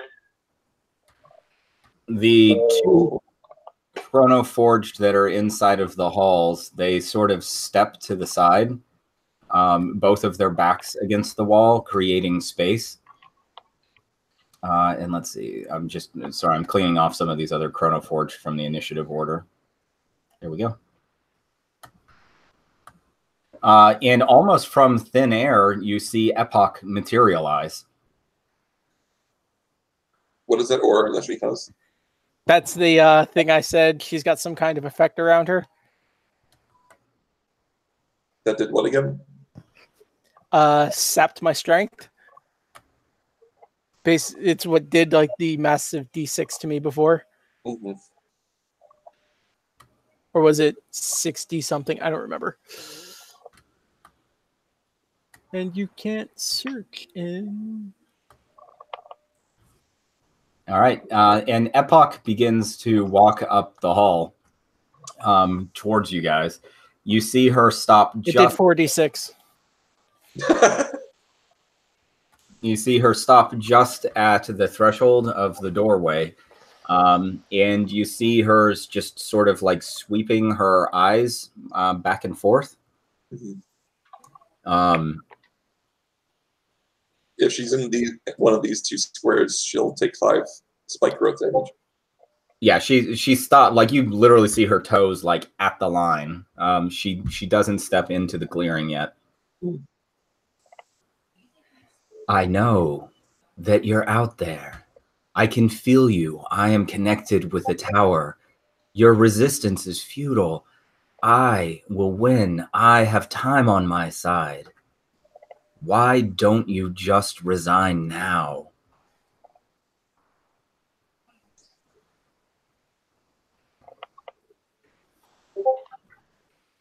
And then Giuseppe hits her. Giuseppe, no! Because it's his turn. Right? No, the sepsi. Giuseppe, yeah, it is Giuseppe's turn because she didn't take like an attack action or such. Yeah. You do need to roll an initiative for her, though. He did already. You did? Where? Oh, 4. Okay. So she moved up, and then right after her was Giuseppe. And Caleb just kind of stares at Epoch and like wordlessly just kind of like takes his index finger and just kind of like makes like one of these like over there motions. And then Giuseppe just kind of comes forward and bam in the face. So Giuseppe's going to need to give us a DC 21 Constitution save. Okay. He makes it. Oh God. Living plant. What were you expecting? Giant tree, huge plant. Yeah, this is how the happening should have been. All right, makes that save. Yep. Does he take half damage or something? No, not even half damage. Oh, sweet.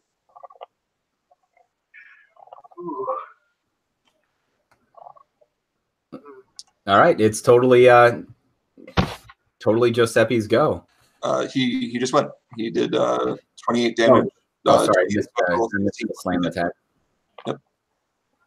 Just walked up right up to her in the middle of her speech, or like right after her speech, in the awkward silence between it, and then Caleb just kind of points his fingers like over there, just silently, just kind of like, and then he kind of just waddles forward and smacks her in the face with a branch.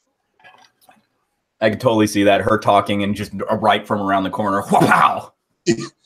I kind of see it like as her like finished speaking, like she's like, why don't you just like submit? And then there's a long silence and Caleb just like deadpans like motions over like one of the like, and then Giuseppe just and now there's sap and leaves like all stuck to her facade. And then I look at Fry and I say, now. All right, Renockus from around the corner. You know, she's far less intimidating when she looks like that.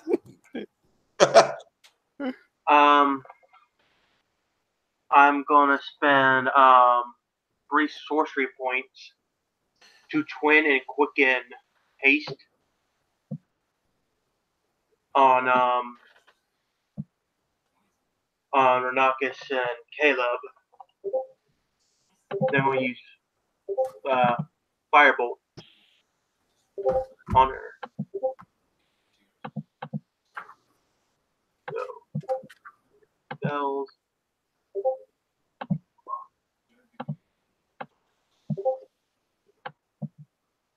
Guys, I hasted. Then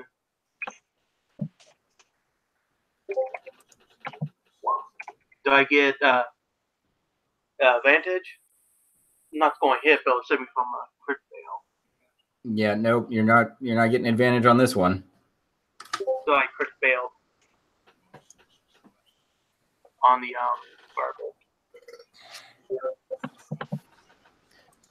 I have 1 6th level spell. I specifically took this spell for this purpose. All right, so I'll I haste firebolt and I say to her, submit to what? You purging other timelines, trying time rapes, killing infinite number of people, and I continue to go back and cover it behind the house.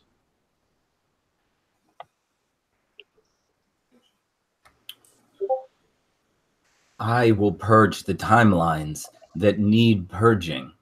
You do not understand the chaos you have wrought across Eberron with your The only chaos I saw is your time rates destroying people that should have lived. Shut your mouth.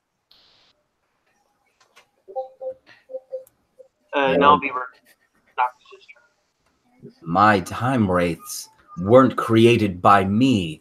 They were created by the obliteration of other timelines. Timelines that should never have existed. Says you. Renockus. All right, cool. Ren's going to go over here. I believe she's within 60 feet of me. She is. I'm going to cast Mental Prison. She has to make an intelligence save. If she fails to save every turn, she takes 10d10 points of damage. If she succeeds the save, she still takes 5d10 points of damage.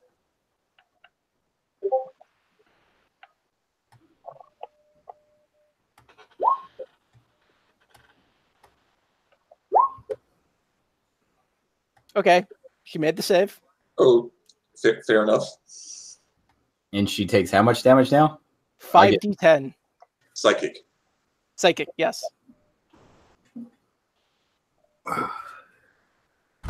32 points of psychic damage. And you make the area immediately around the space appear dangerous to it in some way? That would be if she had failed the save. Oh, okay. And pretty much every area around here is dangerous now. Right. Wow, that's really good on 5d10. Holy shit, dude. I specifically took this spell because even if she used her legendary action, she was still going to take 5d10 points of damage. Yeah. All right, anything else from you? I still have bonus action, so that would have been a concentration spell, so it would have broken my Shadow Blade, so I'm going to recast Shadow Blade at 4th level. So that goes there. I don't forget your extra base action and the plus to AC. I'm going to move over here so I am behind the Trent. And I'm going to hide. Isn't that too many actions? Bonus action for me to hide. Didn't you bonus action cast Shadow Blade? We're hasted. So it's an action for you to hide with your haste action. Can you do that? With haste? Yeah. You can attack. Yes. Yep. You can hide with that. Yep. Cast, disengage, hide. So you're hiding with your haste action. Okay. Yep. So that is stealth with advantage. 26.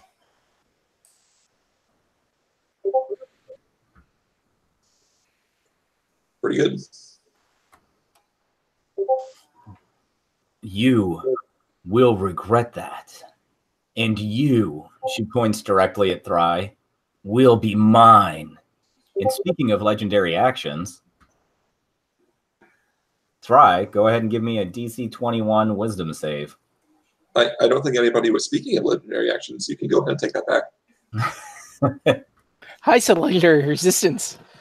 Yeah, and legendary actions only activate on initiative 20. Yeah. No, that's layer actions. Yeah, legendary actions initiate at the end of any other creature's turn. Yeah. Oh wait, no, it's layer actions that are on Yep. 20. Yeah. Fortunately, I don't think she has layer action. We've claimed her lair. Yeah, I don't know if she like automatically gets it though, but we'll see. No, there's like a ruling on how layers work. I think you have to be in that area for a certain amount of time. No, it really doesn't. It really there's no ruling on it. It's just whatever the DM wants. That's unfortunate. Yeah. All right, so this is going to be wisdom. Yes, DC 21 Wisdom save. I have this that the demonic overlords of the first age carry their lair around with them. It's just called their demonic aura. So wherever they are, they have a layer. Yeah, they always get layer actions. I don't even call it a layer actions. I call it like aura actions because it's just they exude like this effect on reality, like in their immediate presence. That's just palpable. So like the environment is them, you know. That's all because they're essentially narcissists. So they're like, everything is my domain. Well, they're like walking gods, you know. The world is theirs. 14. Oh God. What's And that? the 2d6 from my thing won't help me. It can. What 2d6? No, 2d4. Oh yeah. Yeah, no. I did. Well, no. What's this? No, What's no, the no. DC? The DC is 21. A 14, you can get it. You can get that up to 22 if you roll 2 4s. I don't want. Now is the time to use anything like that. Yeah. Because right now you're at 18 out of 21. Oh. Womp womp. That's unfortunate. Can't do that until a long rest. Ugh. 23 points of temporal damage. You are frightened, and until the end of Epoch's, you're frightened until the end of Epoch's next turn. You're also paralyzed.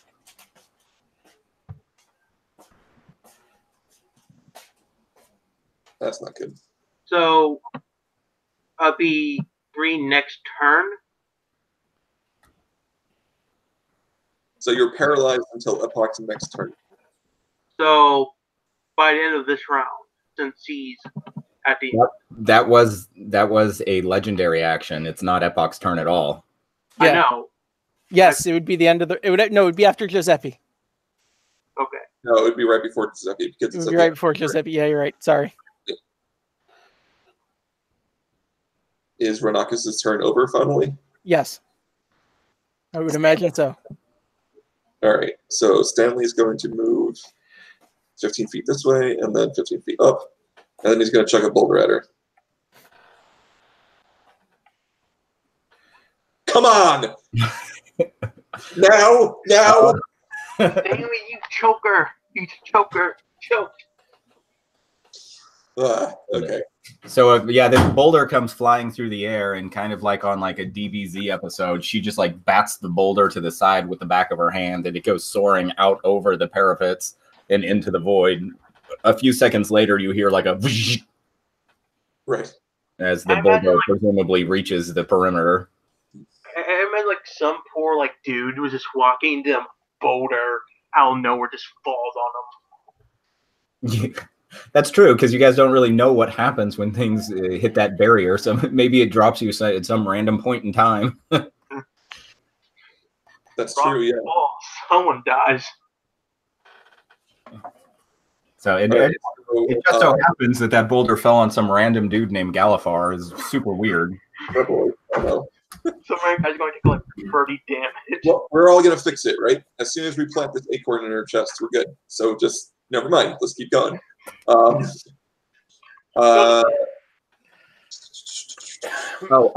Sorry. Stanley also needs to give me a DC 21 con.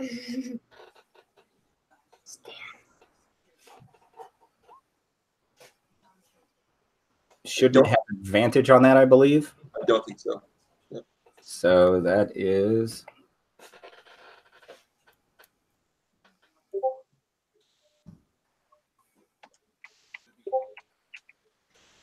£13 of temporal damage. Anything else? Or just the damage?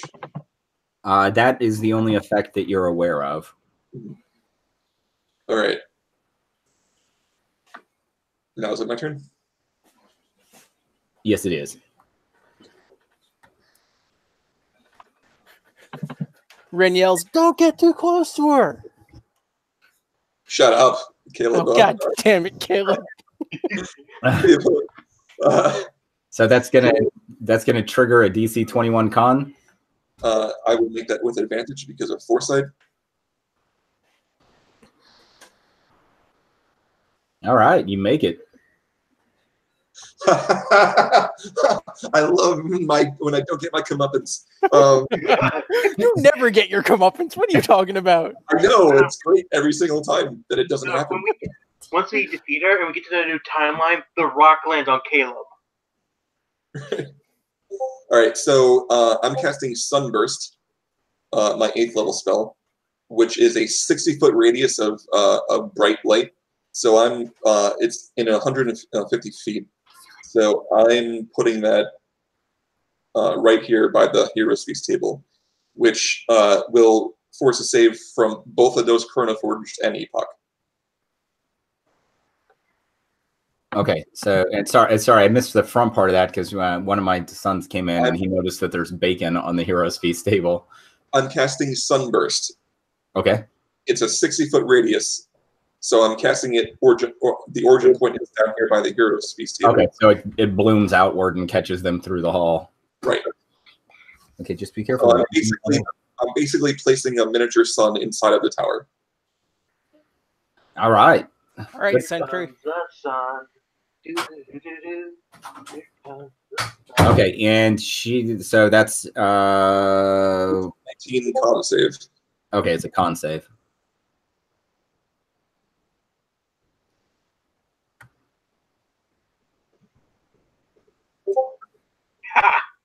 If she does not legendary resistance that, she's also blinded for 1 minute. And this is going to do a pretty solid amount of damage. And it does half if she succeeds. Do it, Noah. No, I think I'm probably going to let that one go through. All right. And then the other 2 Chronoforged need to save as well. Unless 23 damage would automatically kill them anyway.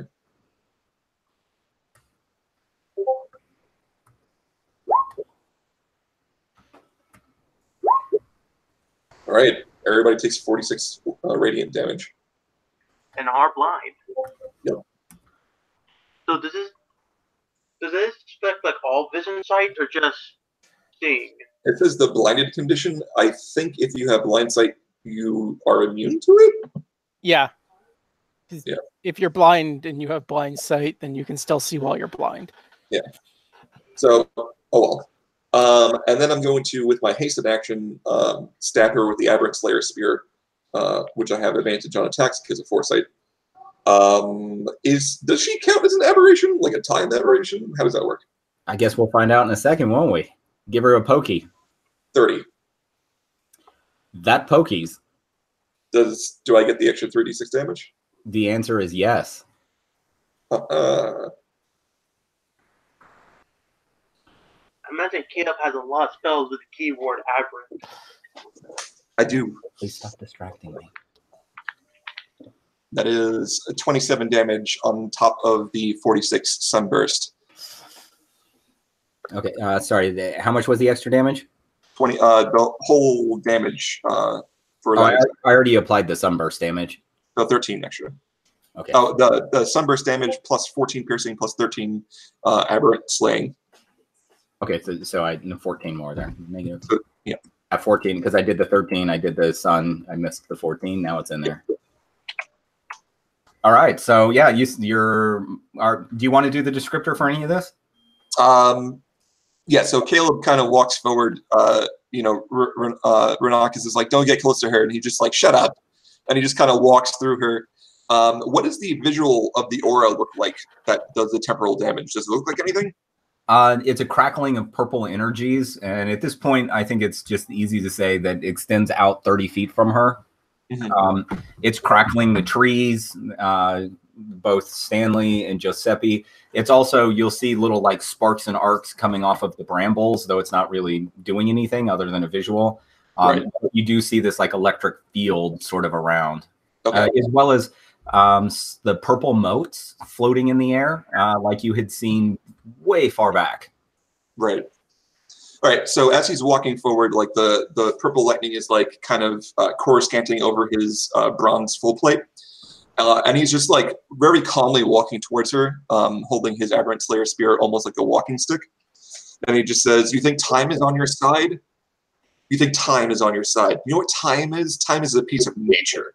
And then he takes his hand up and just grabs the lightning and like grabs it and condenses it into his fist and then tosses it like over her shoulder. And then like I would like to see if she like glances over her shoulder and then it just blooms into the sunburst. And then like as that rocks her, he takes a moment to just stab her in the gut with the aberrant slayer spear, and he just says, "I'm a child of nature.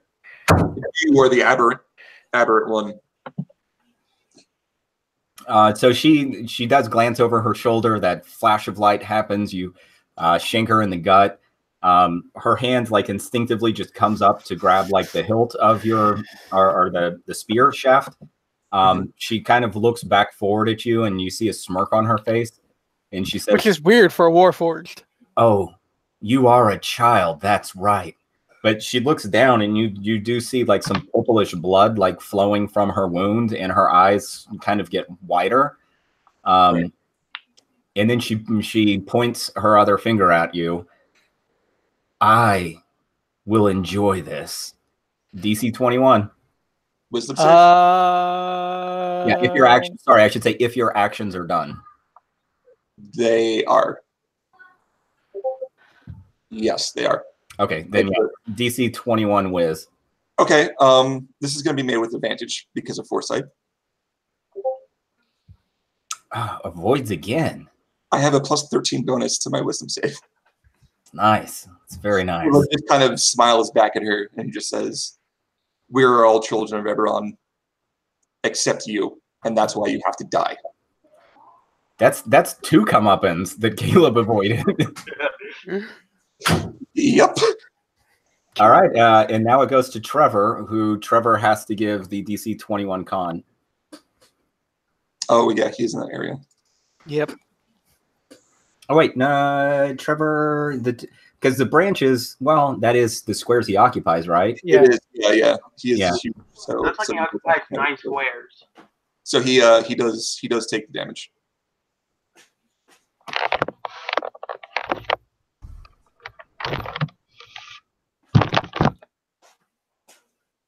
-14. Trevor is going to ready an action for when Giuseppe gets out of the way to throw a rock at her. All right. Gordon? There's no chance of hitting me with a rock, is there? I don't believe so. Not in 5e. Yeah. All right, Gordon's going to move over there and throw a rock at her. There we go. That's what I like to see. And he'll make the save as well. He takes damage. Epoch's like, "We quit the rock, you cavemen!"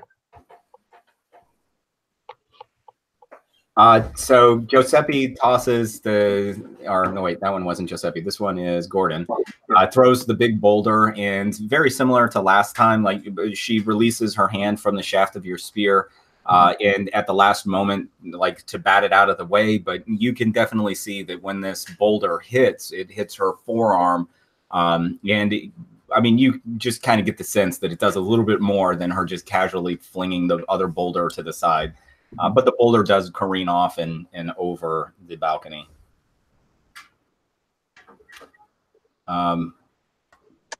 You see that the two chronoforge standing in back of her, like they just sort of begin to twitch a little bit, and each of them just collapses to the ground. Is that from the radiant damage that I did to them? You're uncertain why. Okay. Wait, question, Noah. When I did the wisdom damage, when I become paralyzed and frightened and all that, do I need to make a concentration check? For what? For haste. Is haste concentration? Yeah. Yes. Oh. It is concentration. Yep. Oh, I didn't take damage, but yeah, I mean, it would have prevented me from stabbing her. But yeah, you should probably make that check. Noah? Uh-huh. When they collapse, I don't think I can ask this question anyway. I mean, you can always ask. It doesn't mean I'll answer. No, Ren doesn't have a clear line of sight, so I wouldn't know the answer to this, so never mind. like, because I think concentration only pops up if you take damage, right? Yeah, but did you take damage? No, it was just Yeah, then you're... He took damage when he failed to save. Oh, okay. Yeah, then hopefully I make this con check so we don't have to retcon stuff. Con save. Yeah, well, it says you lose concentration if you become incapacitated. Is he incapacitated? Yeah, No, as part of paralyzed, you're incapacitated. Ah, well, whoops. Yeah. We're no longer hasted. Yeah, because it says a paralyzed creature is incapacitated. But now, also, I do recall Brandon mentioning that there's a cost to the ending of haste. Yep. Yeah. Yep. Uh-huh. So, I guess we retcon all that then. Sorry I didn't catch that earlier, guys. Well, why don't we just skip our next turns then instead of retcon? Oh, man, that is a big cost. Yeah. So you guys lose a turn. Yeah.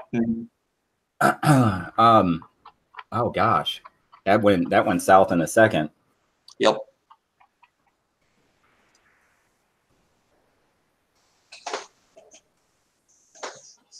I'm sorry, guys. I did not catch that earlier. I should have been more, up on my game. So a couple of things happen very rapidly on Epoch's turn. For one, you see her reach down to the wounds that Caleb has made in her side, and she sort of covers it with her hand. And there is a glow of energy that takes place. Yep. This is what I thought. The aura is dealing damage because it's stealing time. Wow. She's stealing time from us to reverse the damage on herself. That's fine. There's a pretty good storm going on right now. Perfect for ambiance.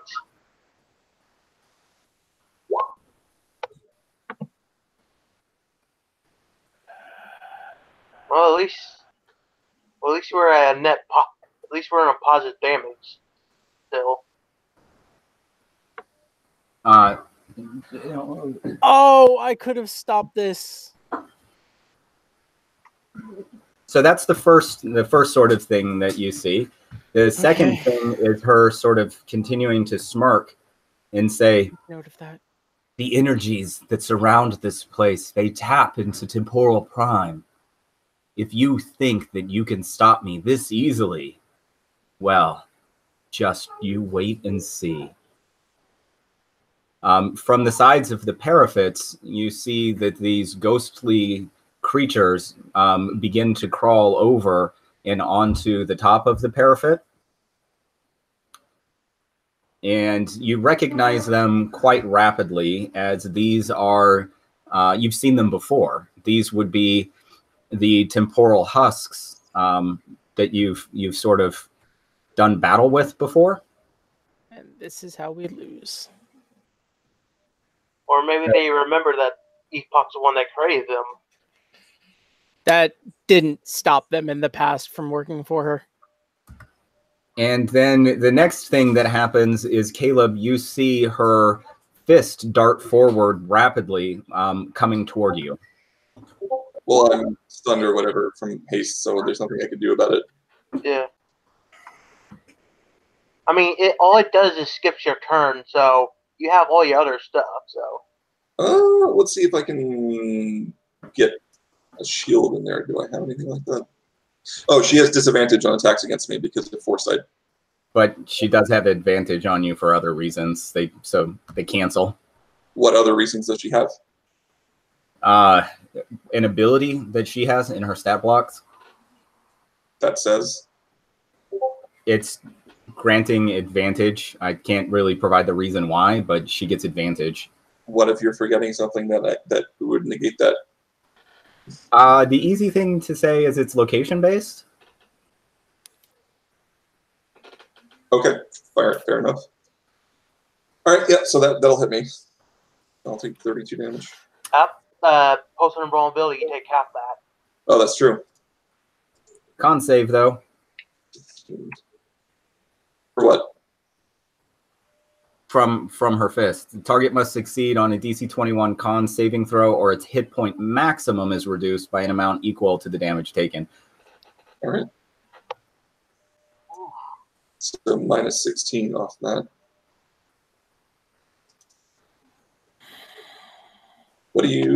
What's going on here?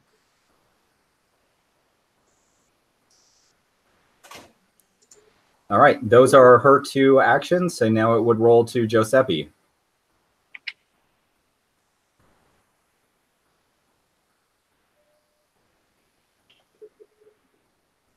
Leave the plan with her just Betsy to move back so Trevor can throw a rock at her.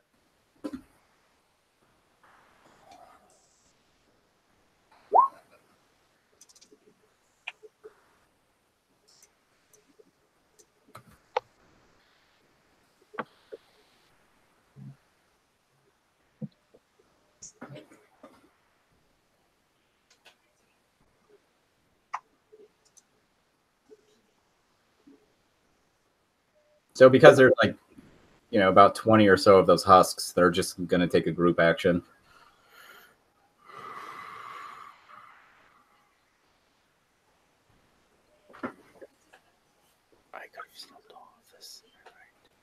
And Giuseppe will need to do the saving throw, the aura DC 21. Sure. He takes it. I know I've lost my turn, but real quick. Hold up on some stuff real quick. I've lost my turn. Do I still have my reaction? Let me look back at the description of haste. Because I think haste says you can't take actions. Yeah, you can't take actions with Okay. haste, so. Okay. Yeah, the target can't move or take actions, so a reaction is an action. Okay, understandable.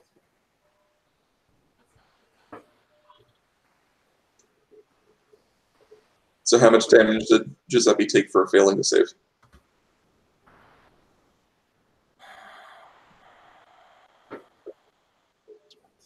Yeah, like. All right. And then Giuseppe will smack her, and then Caleb will tell him to move out of the way. Does 20 hit her? 20 does hit. 15 bludgeoning.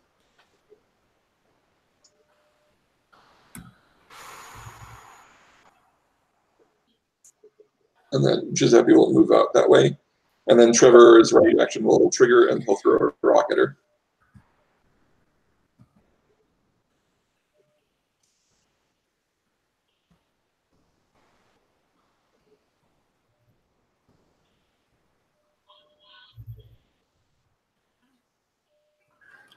29 more points of damage. Make like a tree and beat the fuck out of your enemies. I thought I didn't pun it. Almost did, but I stopped myself. Mm-hmm. All right, so this boulder comes flinging through, bounds off of. Again, she tries to bat it away. She does appear to be getting a bit more sluggish, and this one careens off of between her shoulder and neck, and then you see it, like crack off of the wall itself and down the hall towards the Fiero's feast table. All right, Theri, you're the only one who can take actions this turn. Yep. Let's see. Yeah, because Epoch had her turn, so Theri's unparalyzed. Yep. Right, steps up.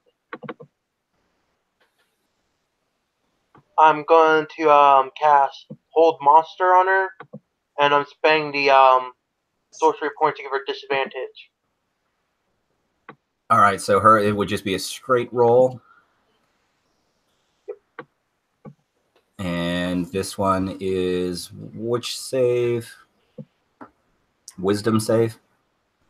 Yeah, Wisdom. All right, I am burning a legendary on that one. 2 more, guys. 2 more.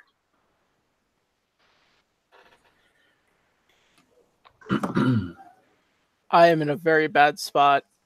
But you're hidden. If it got retconned, I didn't have that bonus action to hide. No. It did not get retconned. We're just moving it forward. Yeah. Okay. Then yes, I am hidden. Thankfully. Your sacrilege shall not stand. I will end you all. I wave towards the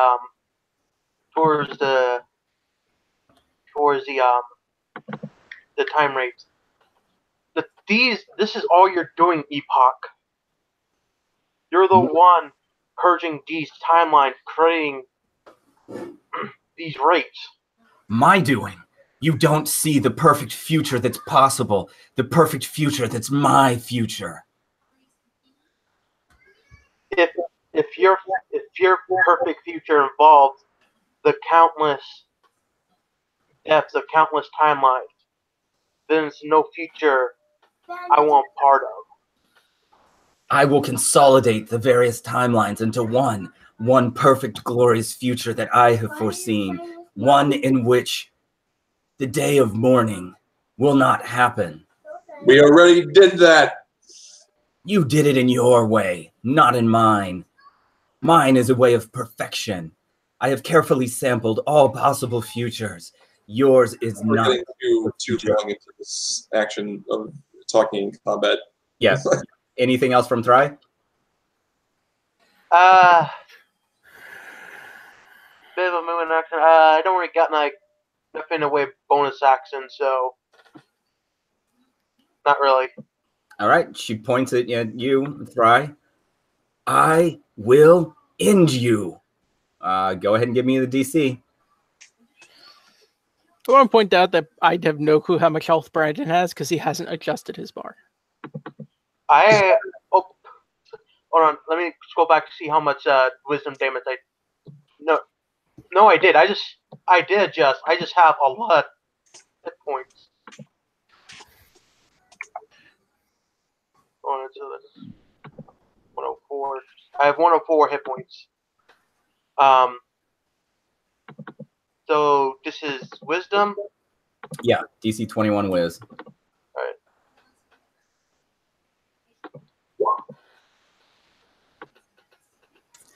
Alright. I'm not making that unless I crit. But thankfully, it honestly has really no effect on me due to the way the turner is structured, except I can't really counterspell. Yeah. And I take damage. What? You take 21. Yeah, 21 damage. So that's... And like a series of images flash through your head, some of the most traumatic events in your life, causing you to just sort of freeze in fear. Or so. Stanley. God Con save. 83. He takes damage. Okay, and the aura is the... All of the damage redone. And he'll throw a rock at her. That will hit. Good lord. How much damage do they deal? A lot. 4d10. So that boulder comes flinging through the air. This time it comes in quite a bit lower. She can't easily backhand it. She takes the hit like to one of her shins, and you hear like this sort of shattering noise is a piece of metal, or more of like a bell being rung, and a piece of metal cracks off from her shin piece. All right. He roars in pain, and now it's Caleb's turn. Caleb does nothing until the end of his turn, and then he shakes his head and goes like, "Rrr, rrr." All right. And then Trevor makes a save. He takes damage.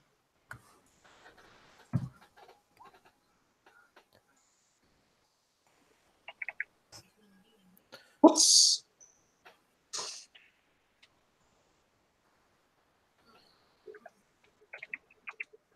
There you go. And then he throws a rock at her. 17 hit. Yes, it does. 25 damage. And then he's going to move here. So again, the boulder comes flinging by. It creates a rather large dent, like in her chest area, and more of this like kind of purplish blood liquid is spewing forth.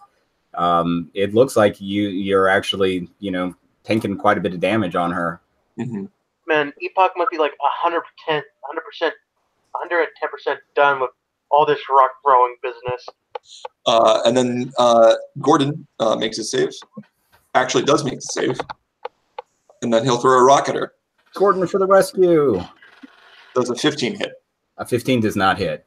Yeah, I didn't think so. So this one, the boulder just shatters overhead as it strikes the upper portion of the tower. And then he'll move out of the aura.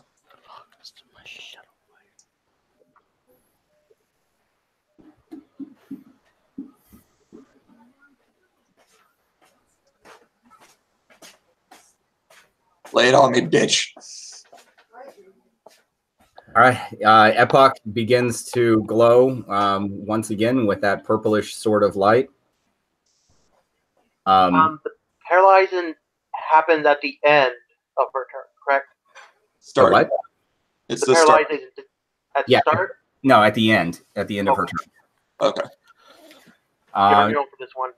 So you see that the like leg piece that had been knocked off, it kind of welds back on, though you can see the clear weld line. The dent that's in her chest sort of pops back forward a little bit. But there's still tons of signs of severe damage all over Epoch. Right. And she's staring directly at you, Caleb, and attacks you once again. With her, like, her bare hands, purple energy surrounding them. Right. Let's see. And there's nothing that gives her disadvantage, correct? No, there is. My foresight. Okay, that would provide the disadvantage. Okay, so now she's equalized again, and it's just a normal roll. That misses. Okay, and let's see. Second attack. I guess the same. That misses. All right, so Caleb's darting in and out under her attacks. She's roaring with rage. And then the time husks converge. Let's see, and Ren is hidden, so the time husks would not notice Ren. Oh, quesadillas. And luckily for me, my paralyzation and frighten ended, so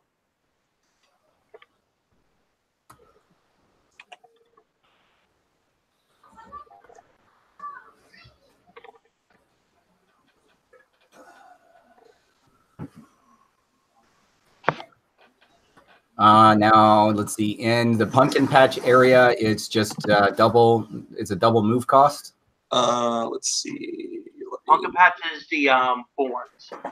No, that is incorrect.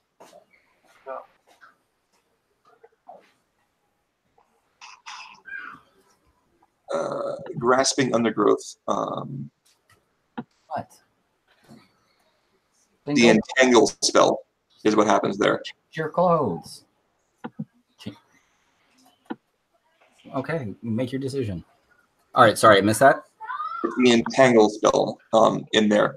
So for the duration, difficult terrain. When a creature in the area must make a strength saving throw or be restrained. So anybody who enters that area must make a strength saving throw or be restrained. Except us. Yes. Okay. Or the treants. Yep. Okay, so that one appears to make the save. My spell DC save is 19. So unless that ability has a bonus on it. Okay, so then we'll come into that one. So that one does power through. Mm-hmm.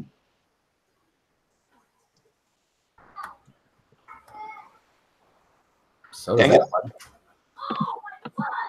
You only have a +3. Stop.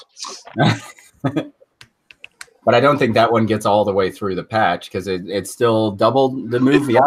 Yeah, it's still difficult terrain.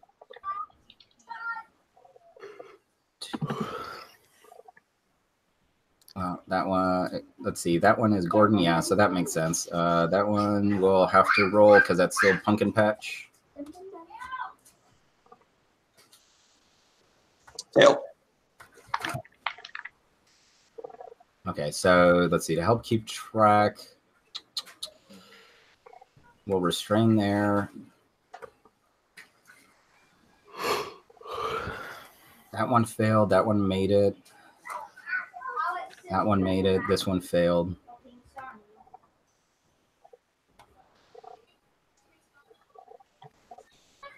That one would have to roll also. Fail.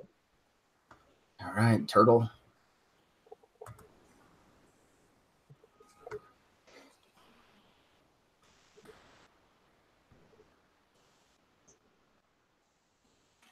So are these things like mourning at us, like, are they like talking to us at all, or like what's going on with these guys?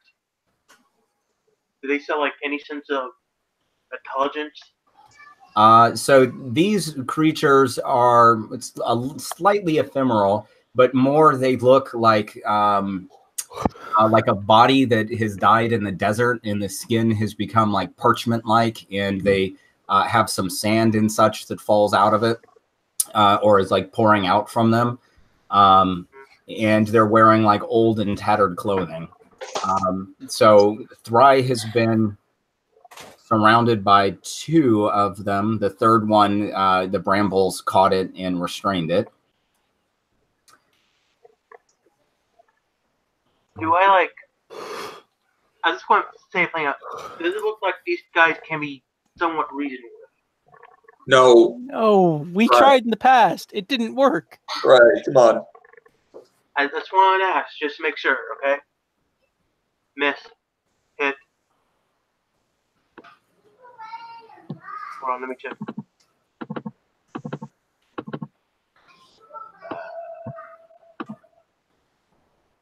Yeah, the first one missed, the second one hits. Okay, and then give me a DC 12 Constitution followed by a DC 11 Wisdom. Okay, here is Con. Here's Wisdom. Where are my rolls then? So you made it past both of those.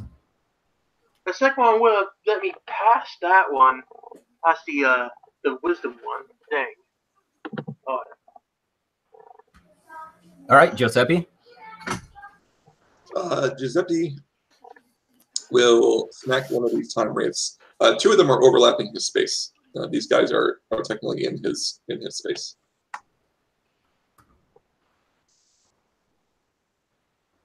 There you go. 16 damage, dealer's choice.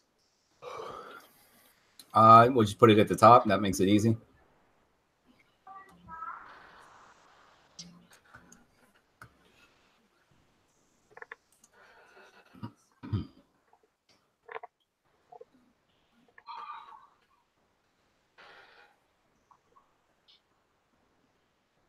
The thing does look a bit dire here, don't it? Yerp. All right, Theri, it's yours.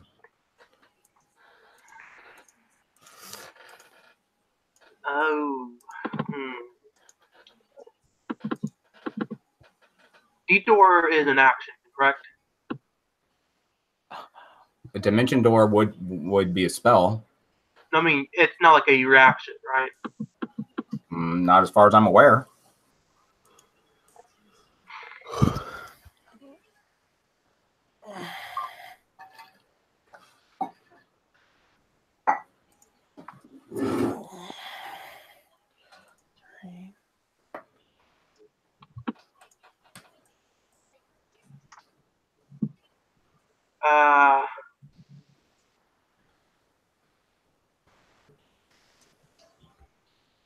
Not sure. There's some things I guess I could do, but I want to say it, but right now it's looking pretty dire.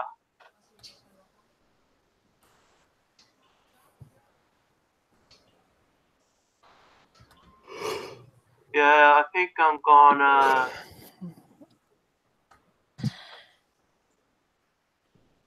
D-door.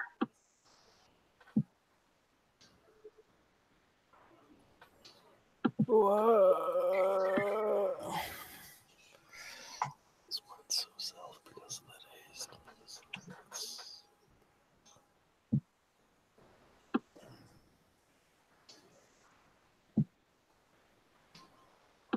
Yeah, I'm just going D-door.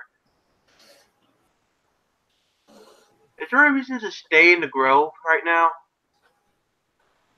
To stay in the grove? Yeah. Yeah, everything's slowed down trying to get to us. We have a better range of movement. Right. Tree ants can't help you if you're not in the grove. Right. I'm just trying to figure out where in the grove because there's so many there's so many ghouls and whatnot.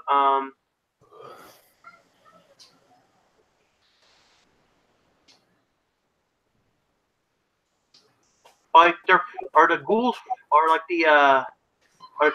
they so floating or are they still walking? They're walking. Okay, These aren't wraiths, these are husks. Okay, I'm going D-door on top of the house. Yeah, because you've seen two different kinds of creatures. The temporal husks, they're more, I guess, akin to like zombies. And the time specters are more ghost-like, and you haven't seen any time specters here. All right. D-dooring on top of the house.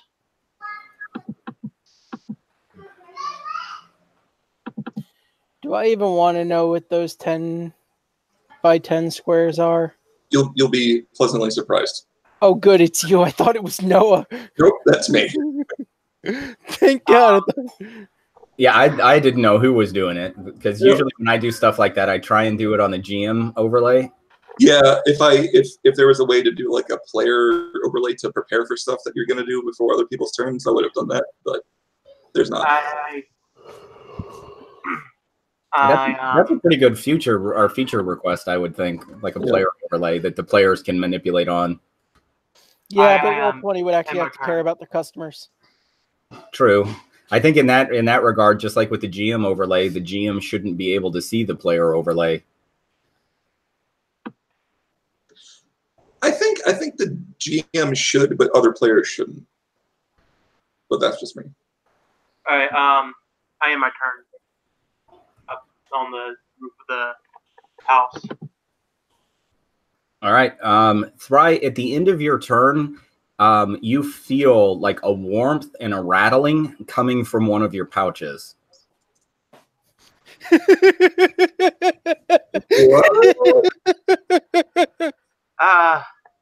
I look at the pouch, inside the pouch. It's at the end of your turn, though. Yeah, I mean, I think that's a minor enough action that it's not going to bother me. He's still got his free object interaction. So you can see that the crystal, the heart of the aspect, is like morphing somehow. Like it looks really bizarre, like a bubbling thick liquid. Point of order. I think the last time we ever discussed that thing was when Caleb snatched it out of his hand and spiked it on the floor. Yeah. This is a thing that happened. Didn't Fry pick it back up and put it in his pouch again? And then no, we no. As soon as we're done scrying, Caleb destroyed that thing. Yeah, we definitely. Yeah, because I wouldn't have needed it as a focus again. Yeah, we weren't keeping a piece of this bitch with us. I forgot about that. You guys dashed part of my plans. Fair enough. Otherwise, just for shits and giggles, yeah. You would have had that bad boy being faced again. Oh, thank God. Yeah, and I completely forgot about that, and I set up some prep time around that too. Damn it. Sorry. All right, so now it's Renockus' turn. Disengage. Because they are right there, and I need to move the hell away. Aren't you hidden? I mean, they don't know you're there, so. Yeah, but if I go to move, that's going to give away my location. It's not?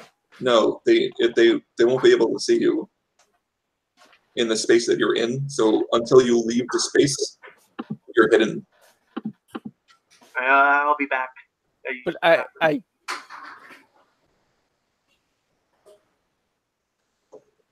mean, you can only take an opportunity against people you can see, and they won't be able to see you until you leave the space. So when you've left the space, you're no longer within range. This is fair.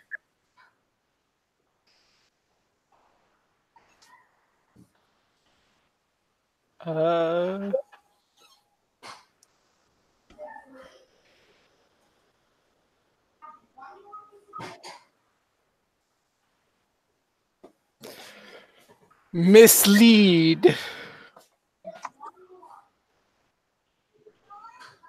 I'm going to use my Dragon Mark ability to mislead. So now I'm invisible. Okay.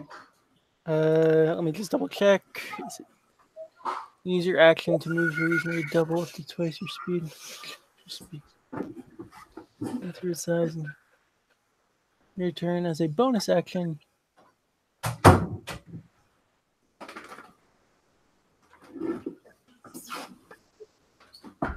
Dude, can you stop fucking around and do some sneak attack damage on this? Yeah, I'm trying to get into a position where I'm also not, horribly exposed. You could just do that with like a Misty Step or something, or whatever. I don't have Misty Step. Or just take an attack opportunity and run and then chuck something at her, because you get it anyway. Just do something. I don't know. You still have your super dagger. No, my laptop can't run it. What? Hang on.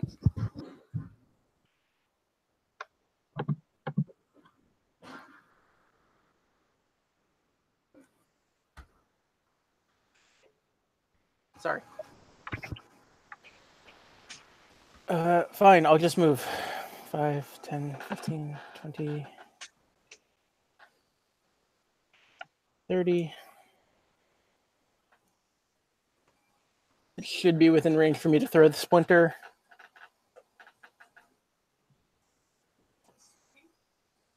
Yes.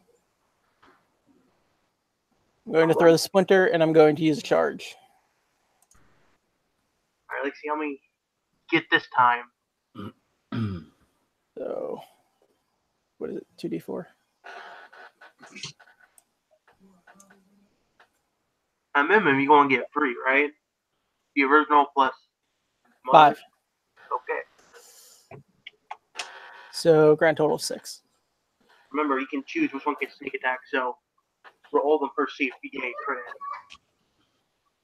Yeah, but I can't turn off the sneak attack roller, so. Let's see, it's winter time. 24. That hits.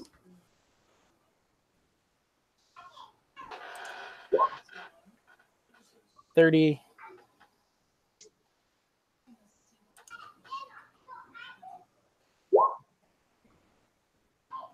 24.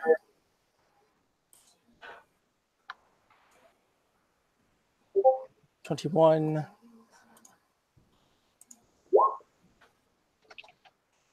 30. And last one. Crit. Yes! Ah, Yeah, crit sneak attack. and every one of those hit. Yep. You did crit sneak attack first. Yep. Whoa. 40. 51 on the crit. Oh man, Noah. I know that sound. That's the sound of dying inside. Hang on. I'm just gonna add it all up and tell you at the end. So 51 plus. Rest in peace, 7. Noah's DMing Will. Plus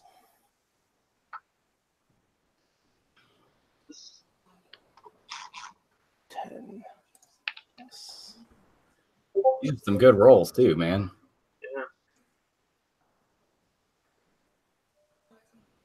You want not all of these get the same sneak attack, so you only one of them gets a sneak attack.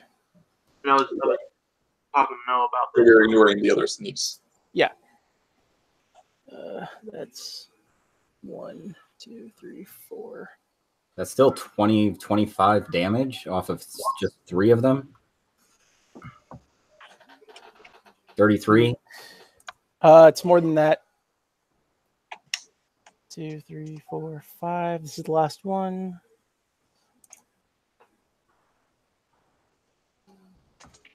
8. 92 points of damage. But that's including the first attack, right? That's all of it. Okay, and I already applied that damage. Okay, so that's now I got to go back and do that. 7 plus 10 plus 8 plus 8 plus 8. 41 more? Yep. Damn. All right, so the splinter flies through the air, multiplies and fans out, strikes her all across her like abdomen, chest, and face. And there's just like this porcupine of daggers gutting from her. And we'll say that they then coalesce into the one that's like stuck in her face. And you pull it back. Yep. She is just pouring blood now. There's like purple electric sparks arcing out from her. You see her like glitching. You're pretty sure that there's not much left to Epoch at this point. I only have my cunning action. So let me double check and see what I can do. Dash, disengage, or hide. Well, I'm gonna hide, man. No point. So to kind of paint the picture here as well, right now it's sort of like in playing Mortal Kombat, where the opponent has kind of been downed and you have an opportunity to do the finishing move. Yep. I am going to. I'm going to end it there and be ready to cast shield if something attacks me. Stanley.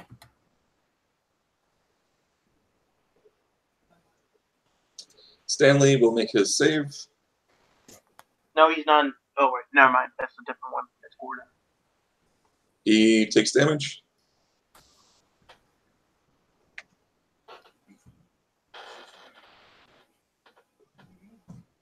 Wisdom is more useful, guys. Sorry. And then he'll throw a rock at her. That'll miss. All right. Boulder explodes in the air, pelting you with small pebbles. Alright. Hold on. What? Is it missing because he's huge? What? Because there's still the solid fog, isn't there? It's within her blind sight. She sees what's coming. Okay. Yeah. So, I still got Trevor and Gordon. Yeah. Caleb kind of looks around and he sees the approaching temporal husks, and he snaps his fingers like Roy Mustang, and a spark ignites from his fingers and leaps from it, and then in a curve, reaching all of these 10-foot squares, is a firestorm. Nice.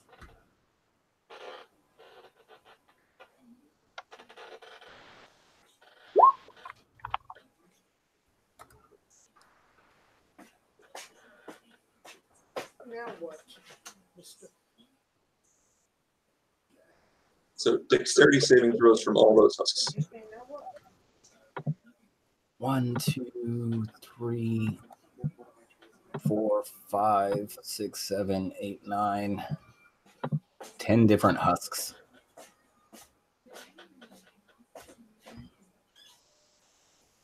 And this was a what save?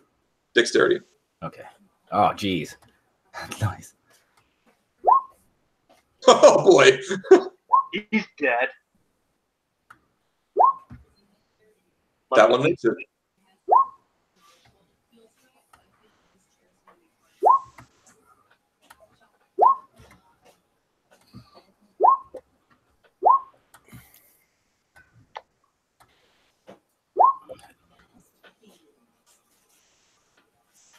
So 1, 2, 3, 4, 5.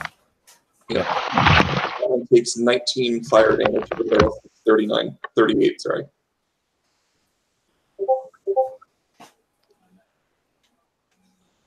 Okay, 38 damage. All right, so this wave of flames arcs all across the side of the outer portion of the Tower of Time. You hear just this crackling fury, their screeches from their like soulless throats. These things ignite like paper. They're just flames are shooting up all around them. Even the one that's saved, like its clothing is ablaze. And it is a horrendous sight to see. Even though these things are like abominations, there's still like a part of you that feels bad for them. Except for Caleb. Caleb feels no remorse. Caleb's chaotic good, but he feels sorry that they existed in the first place. Yeah. And that they were under her control. That must be like, I don't know, describing how they're on fire now. Oof. Oh, and the flames do not harm plant life.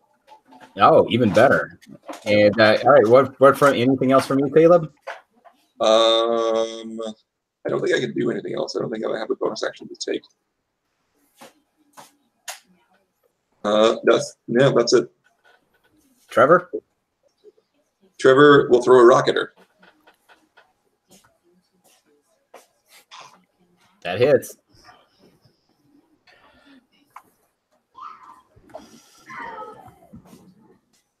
All right, this rock, it like when it strikes her chest, you hear a loud resounding like bell gong and a crack, and you see this like a large split happen right down her chest plate, and it falls aside in two portions. You see a large purple pulsing crystal like right in the center of her chest, as well as like cogs and gears and little pistons and just other things that you can't, like your mind struggles to comprehend. Right. Gordon. Is she still standing? She's just reeling right now. He'll throw a rock at her. He'll miss.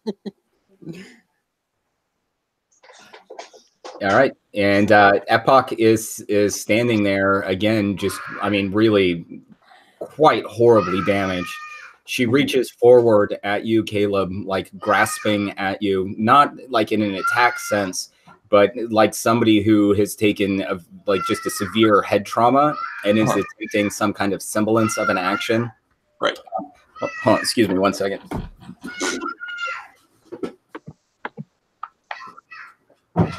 So you think that's our cue?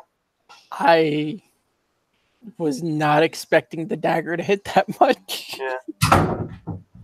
Man, you guys did all sorts of useful things for the combat. All right, she grasps at the front of your shirt, stumbling forward, and she's like more to just kind of keep upright, but she slumps down onto her knees in front of you, and she does the sort of like lean back thing on her knees as her arms fall to her side. Okay. Are we out of combat? The time husks all appear, well, those that aren't on fire. You see their skin begin to split and sand begins to pour through these fissures, and then they collapse to the ground and these like wisps of dust come up and out of them. Okay. We are out of combat for the time being. Giuseppe goes to slam his trunks down on the dissipating time husks, and Caleb just goes like, "That's enough, Giuseppe." Yes, they named him in character. And then he looks down at Epoch, and with his free hand that's not holding the Aberrant Slayer spear, he takes out the acorn, and then he like looks down at her, and then he just kind of spits in her face, and then stabs her into the chest with the Aberrant Slayer spear, and then like puts his foot on her shoulder, and then steps forward so that she's like forced to the ground with it. And then he'll take out the spear and then shove the Aberrant Slayer spear into her chest, and then Druid craft the seed to start growing immediately. All right, you plunge the acorn into her chest, and it does. You see, like as you cast Druid craft on it, immediately, basically like roots begin to spread throughout her chest. She's looking up into your face at the moment, and you just hear her whisper, just one sort of final time. You just don't understand how beautiful it all could have been. Your beauty's a lie, and it dies here. The natural order will be resumed. No thanks to you. And then I crush her head with my foot. All right, and her head like just explodes in these like cogs and gears, and the plant life basically immediately comes up through this gaping hole in her neck. This purple radiance that's emanating from her is crackling. The whole field around you is crackling with energy. It's spreading outward in these sort of pulses. But there's also this really pure sort of green light that's beginning to emanate from her chest as well. The husks themselves, they all just like really, the dust is all that remains of them. The tower itself begins to rumble quite a bit and shake. Are there any additional actions any of you would like to take? I turn around and I nod to Renockus and Theri. And I just say, "It's been a pleasure." And then I close my eyes and look up at the sky. Renockus looks at them both and goes, within the last few months, all of this shit has happened. And today, I fought a time-traveling warforged in a time-traveling tower, fighting the remains of those created from shattered timelines, while helping lead an army of the greatest heroes of Eberron. This is the weirdest day I've ever had. Just don't fuck up again. And then Caleb looks back up at the sky. Well, I guess we'll see each other the other side. Hopefully we can. I don't know. It's been a pleasure working with you guys, I guess. And there is a thump and a pulse of green light that just explodes from where Epoch had been. You all feel just like thrown through the air by a force, and then nothingness, but a pleasant nothingness.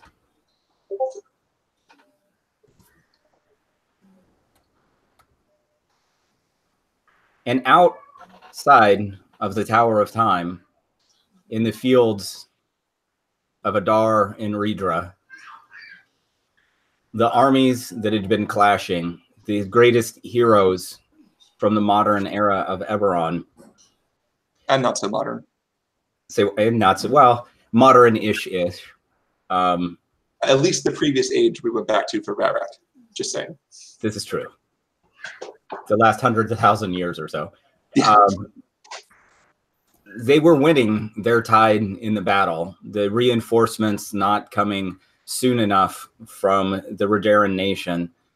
They stand on the field of battle, sort of seeing those that are within line of sight of each other, giving just sort of a nod to one another, and they vanish as this pulse of green energy spreads not just from the tower that's outside of time, but it spreads across all time in Eberron. These different iterations. I want to point out the world is going to shit right now, and it's starting from an outhouse. That's it. I'm done. I'm out.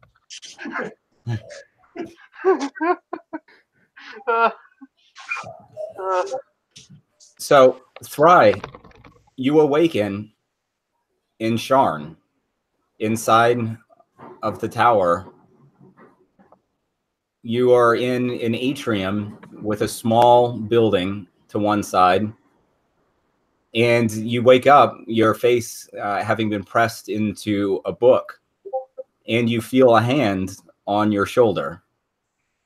And you look up and into the face of a familiar old friend, and you see him a little misty-eyed. Thanks for the non-help, asshole. Yeah, right? Did you sleep well, my boy? Did you dream well? And do I have the memories yet? You have the full memory retention of everything that had happened. Yes, we did it. Wait, we're still not done yet.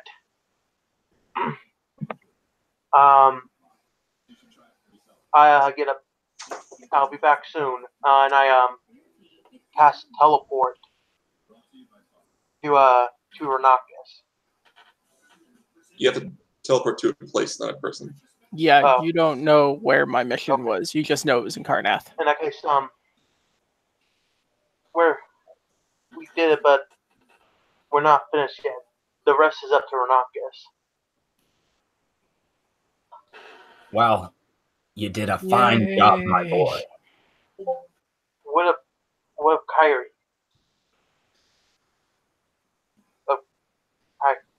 Yeah, Kyrie. It's before the morning, so.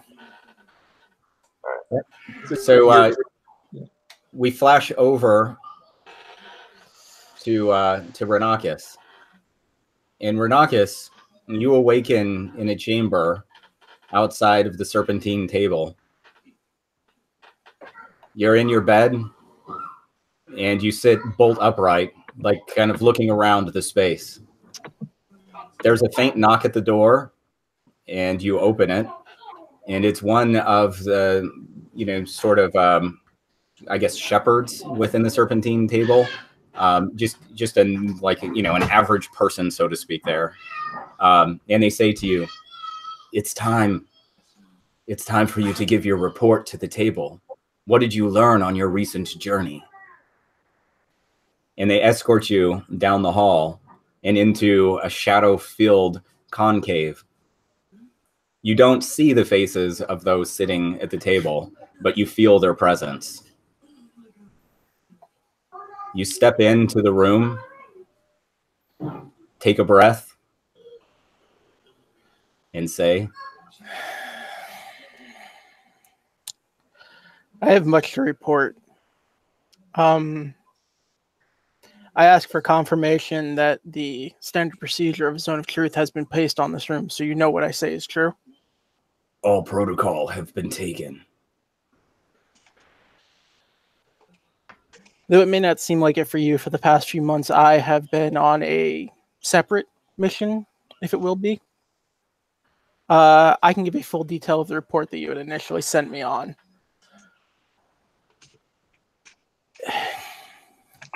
An artifact had come into my awareness known as the Tower of Time. There's a murmuring and a shuffling of movement. At this time, it should be noted that the Tower of Time has been destroyed. There's an outcry from some at the table. Just like mutterings of shock. You don't really pick up any distinct words from this. What is this Tower of Time? The Tower of Time allowed for transport to certain locations at certain time frames. In order for its use, a steward was needed. At this time, I do not know if that steward is alive or dead. At this time, I choose not to give that steward's name, as without the tower's existence, that steward is entitled to the life of a normal person. There's further murmuring from the dais. Why would you withhold information from the serpentine table? As much as I trust this house, as much as I trust this organization, there are individuals, and individuals will always have their own ends in mind. This person has earned his normal life. This person has done exactly what was needed to protect everyone and to uphold the things that we believe in with the Serpentine Table and in this house. That balance is what is needed. There's a further whispering from those up on the dais. Very well. We will adjourn for yet a moment to discuss your fate. There is dire news also I must report. Very well. Report. Remind me, how far before the morning are we? A year, right? A year? Yeah. In a year's time, a calamity will hit the nation of Sire and will destroy it. I advise that our highest ranking personnel of the house be moved from the nation. However, and I know this must sound harsh, I also suggest that not all personnel is moved from the nation. If we move all personnel and this calamity hits, it will pass suspicion upon the house and it will make what we do much, much harder.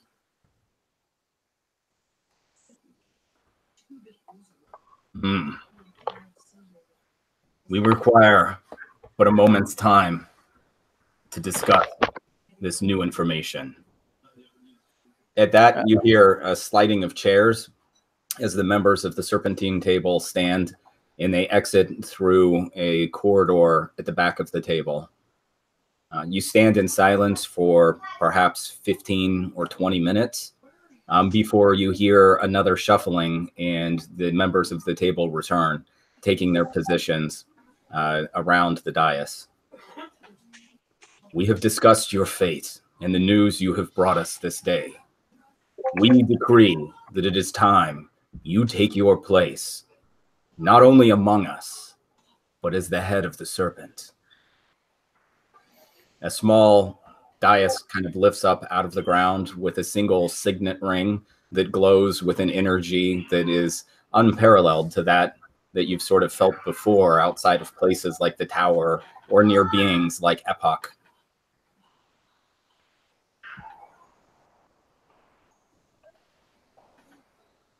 Do you accept our offer? Will you at the table? I look at the ring. Is it like the stone in it? Is it the same as the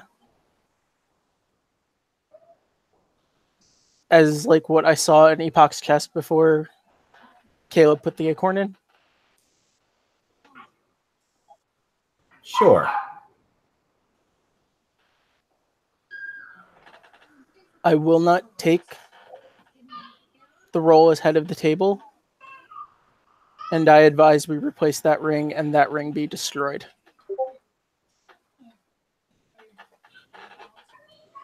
This is your final decision. I will gladly continue as an operative, but I am not a leader. Very well. Then we banish you from this room and give you your next mission. You shall travel to Sire, and you shall head the evacuation. You have served us well. Go forth, collect information, and return with your report when time is due. You have served us well. Still must insist that that ring be destroyed. I believe that that ring is what led to the start of the entire situation that led to what I just dealt with. The ring shall remain on the dais for the proper bearer to wear. If it is your decision to shun this ring, then it is your burden no longer to worry of it. Sounds like you need to call in some cavalry.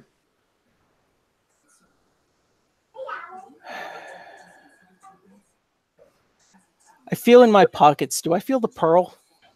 You do.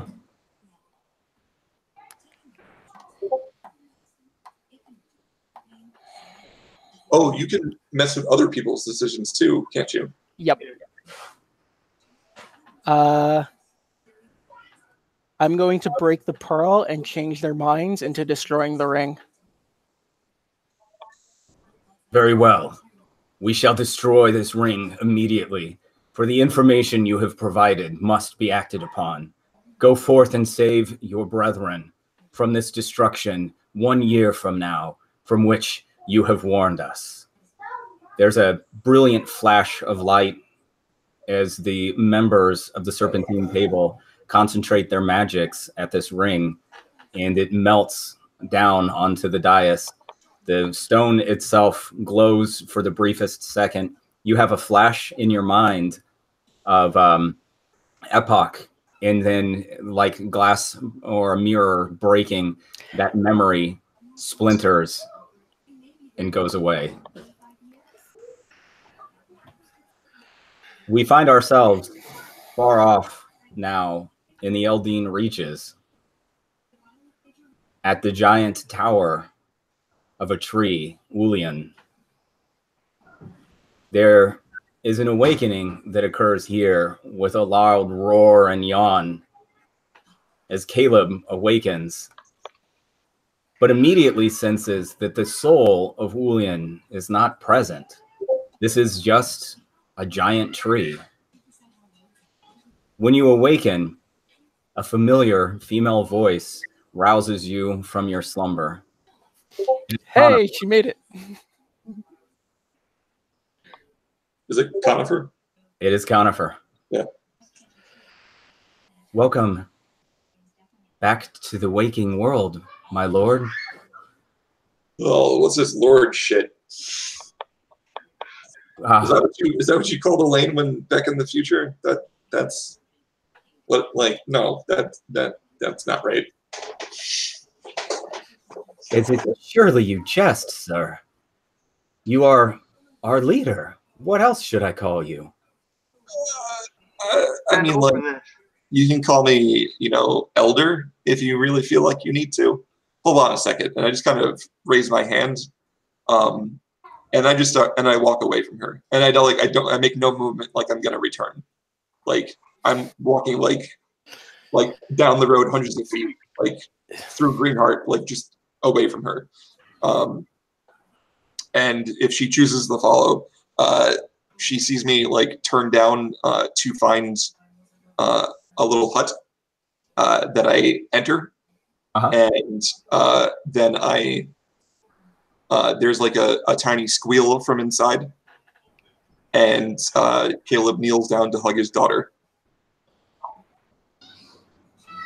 Wait, Caleb has a daughter? Sure, The why whole not? time? Yeah. Sure, why not? She throws her arms around your neck. Papa! It's like, yeah, my little cub, how have you been? I've missed you, Papa. I know it's only been tonight, but every time I slumber, I can't wait to see your face again in the morning. She's too nice to be Caleb's daughter. Conifer, She is the most sweet and adorable little girl you've ever seen. and Conifer kind of stands at the entrance to this small hut and says, You never cease to amaze me. In all of Corvarian history, you are the first to head both the gatekeepers and the wardens, uniting two desperate factions in what one day may benefit all of Eberron. I wouldn't go that far. I'm not sure. I was given leadership of the wardens by Elaine 200 years from now. And the prophecy of the White Lion calling for aid from the Mind Wardens, that disappeared when we fixed things in the tower. Now you just sound crazy. I'm not sure what these people know. But there's one thing I have to take care of first. Are you coming with? Very well, my liege. Don't stop. Don't. Okay. In this timeline, the druids don't use noble titles. Just cut that shit out. Got it? Very well. This is revenge. So I just want to point out. I think. Oh no, it isn't. It isn't in my. I think I customized my traits or whatever. But I place no stock in wealthy or well-mannered folk, and like nobles and titles won't help you from anything out here. Anyway, I set my daughter down, and I pat her on the head, and I say, "You be good, cub. I'll be back." All right. She plops down and plays with a toy that you had fashioned for her. Mm-hmm. So then we walk out, and I walk straight towards a tree, and I tree stride to the capital of Sire, Metrol.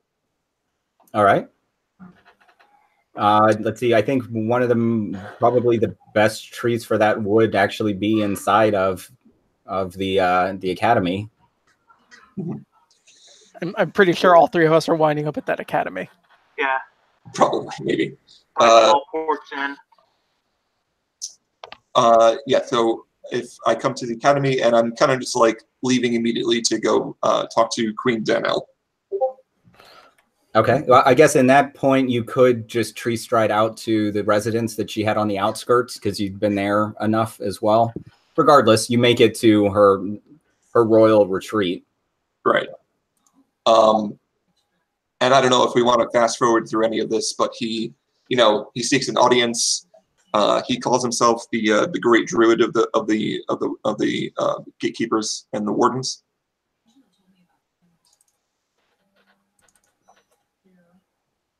Oh, and did his internet connection crash out? Oh, is that? Am I okay? Yeah, now it is. It skipped for a second. So yeah, so I don't know if we want to fast forward through any of the role play or whatever, but I say that the great druid Elaine sends an emissary, and wishes to speak with her. Okay, you are granted audience with Danelle. I immediately throw up a magic circle around her, or us, a firestorm coming off any of the guards in the room from us. Then I dispel magic, dispel evil and good to excise any quarry that might be possessing her, and then I cast protection from evil and good on her to prevent her from being possessed again. Okay, and you do wrench a quarry spirit from possessing Danelle, Mm-hmm. And I guess you sort of like obliterate it basically into this firestorm, Right. And lock protection down upon her. Right. And then I sit her down. I sit her down, and I have a long conversation about how she should not build any wall or any towers or perform any other thing that will listen to any query or any Canith official talking about drawing energy from the planes, or none of that shit, or this will happen. And then like I think I might have an illusion spell or something like that or whatever. Hallucinatory terrain, yes, I will hallucinatory terrain the building that we're in to look like the Moorland. I'm like, or your entire country will look like this, and I cast hallucinatory terrain. All right, and I think it pretty much all of this. She is just like sheet white after the Corey spirit that was like ripped from her, and knowledge laid down upon her. Right. And after all of this stuff that you just like regurgitate onto her, she just simply like nods her head like a little bit with her eyes like very wide. And I say, like, you were aware of everything that the Corey was doing while I was possessing you, right? I'm pretty sure that's how that works. I am. So you're not going to willingly allow one to possess you again, right? You have shown me that it is imperative that I send missives to the other heads of the nation. We must call a summit immediately at Thronehold. We must have peace. This destruction, it must be averted at all costs. As you are an emissary of Ulian, can you not beg him to send you to this summit as well, so that we together, we can forge a peace with all nations? Yeah, I think that can be arranged. Good ending. Or good ending. A year from now, from this very date, a few things happen. A summit that had been called, the call is answered by the heads of the nations. They forge together a document at Thronehold calling for a truce, a treatise, a peace to fall across the face of Corvair. They called this day the morning, but not in sadness. They call it the day of mourning because it's the day that when the sun rose over the face of Corvair, it set upon peace. A day without war on the continent. A day where not a single soul died in battle seeking land or power from another country. A day in which the morning would become a time of celebration, a time of peace.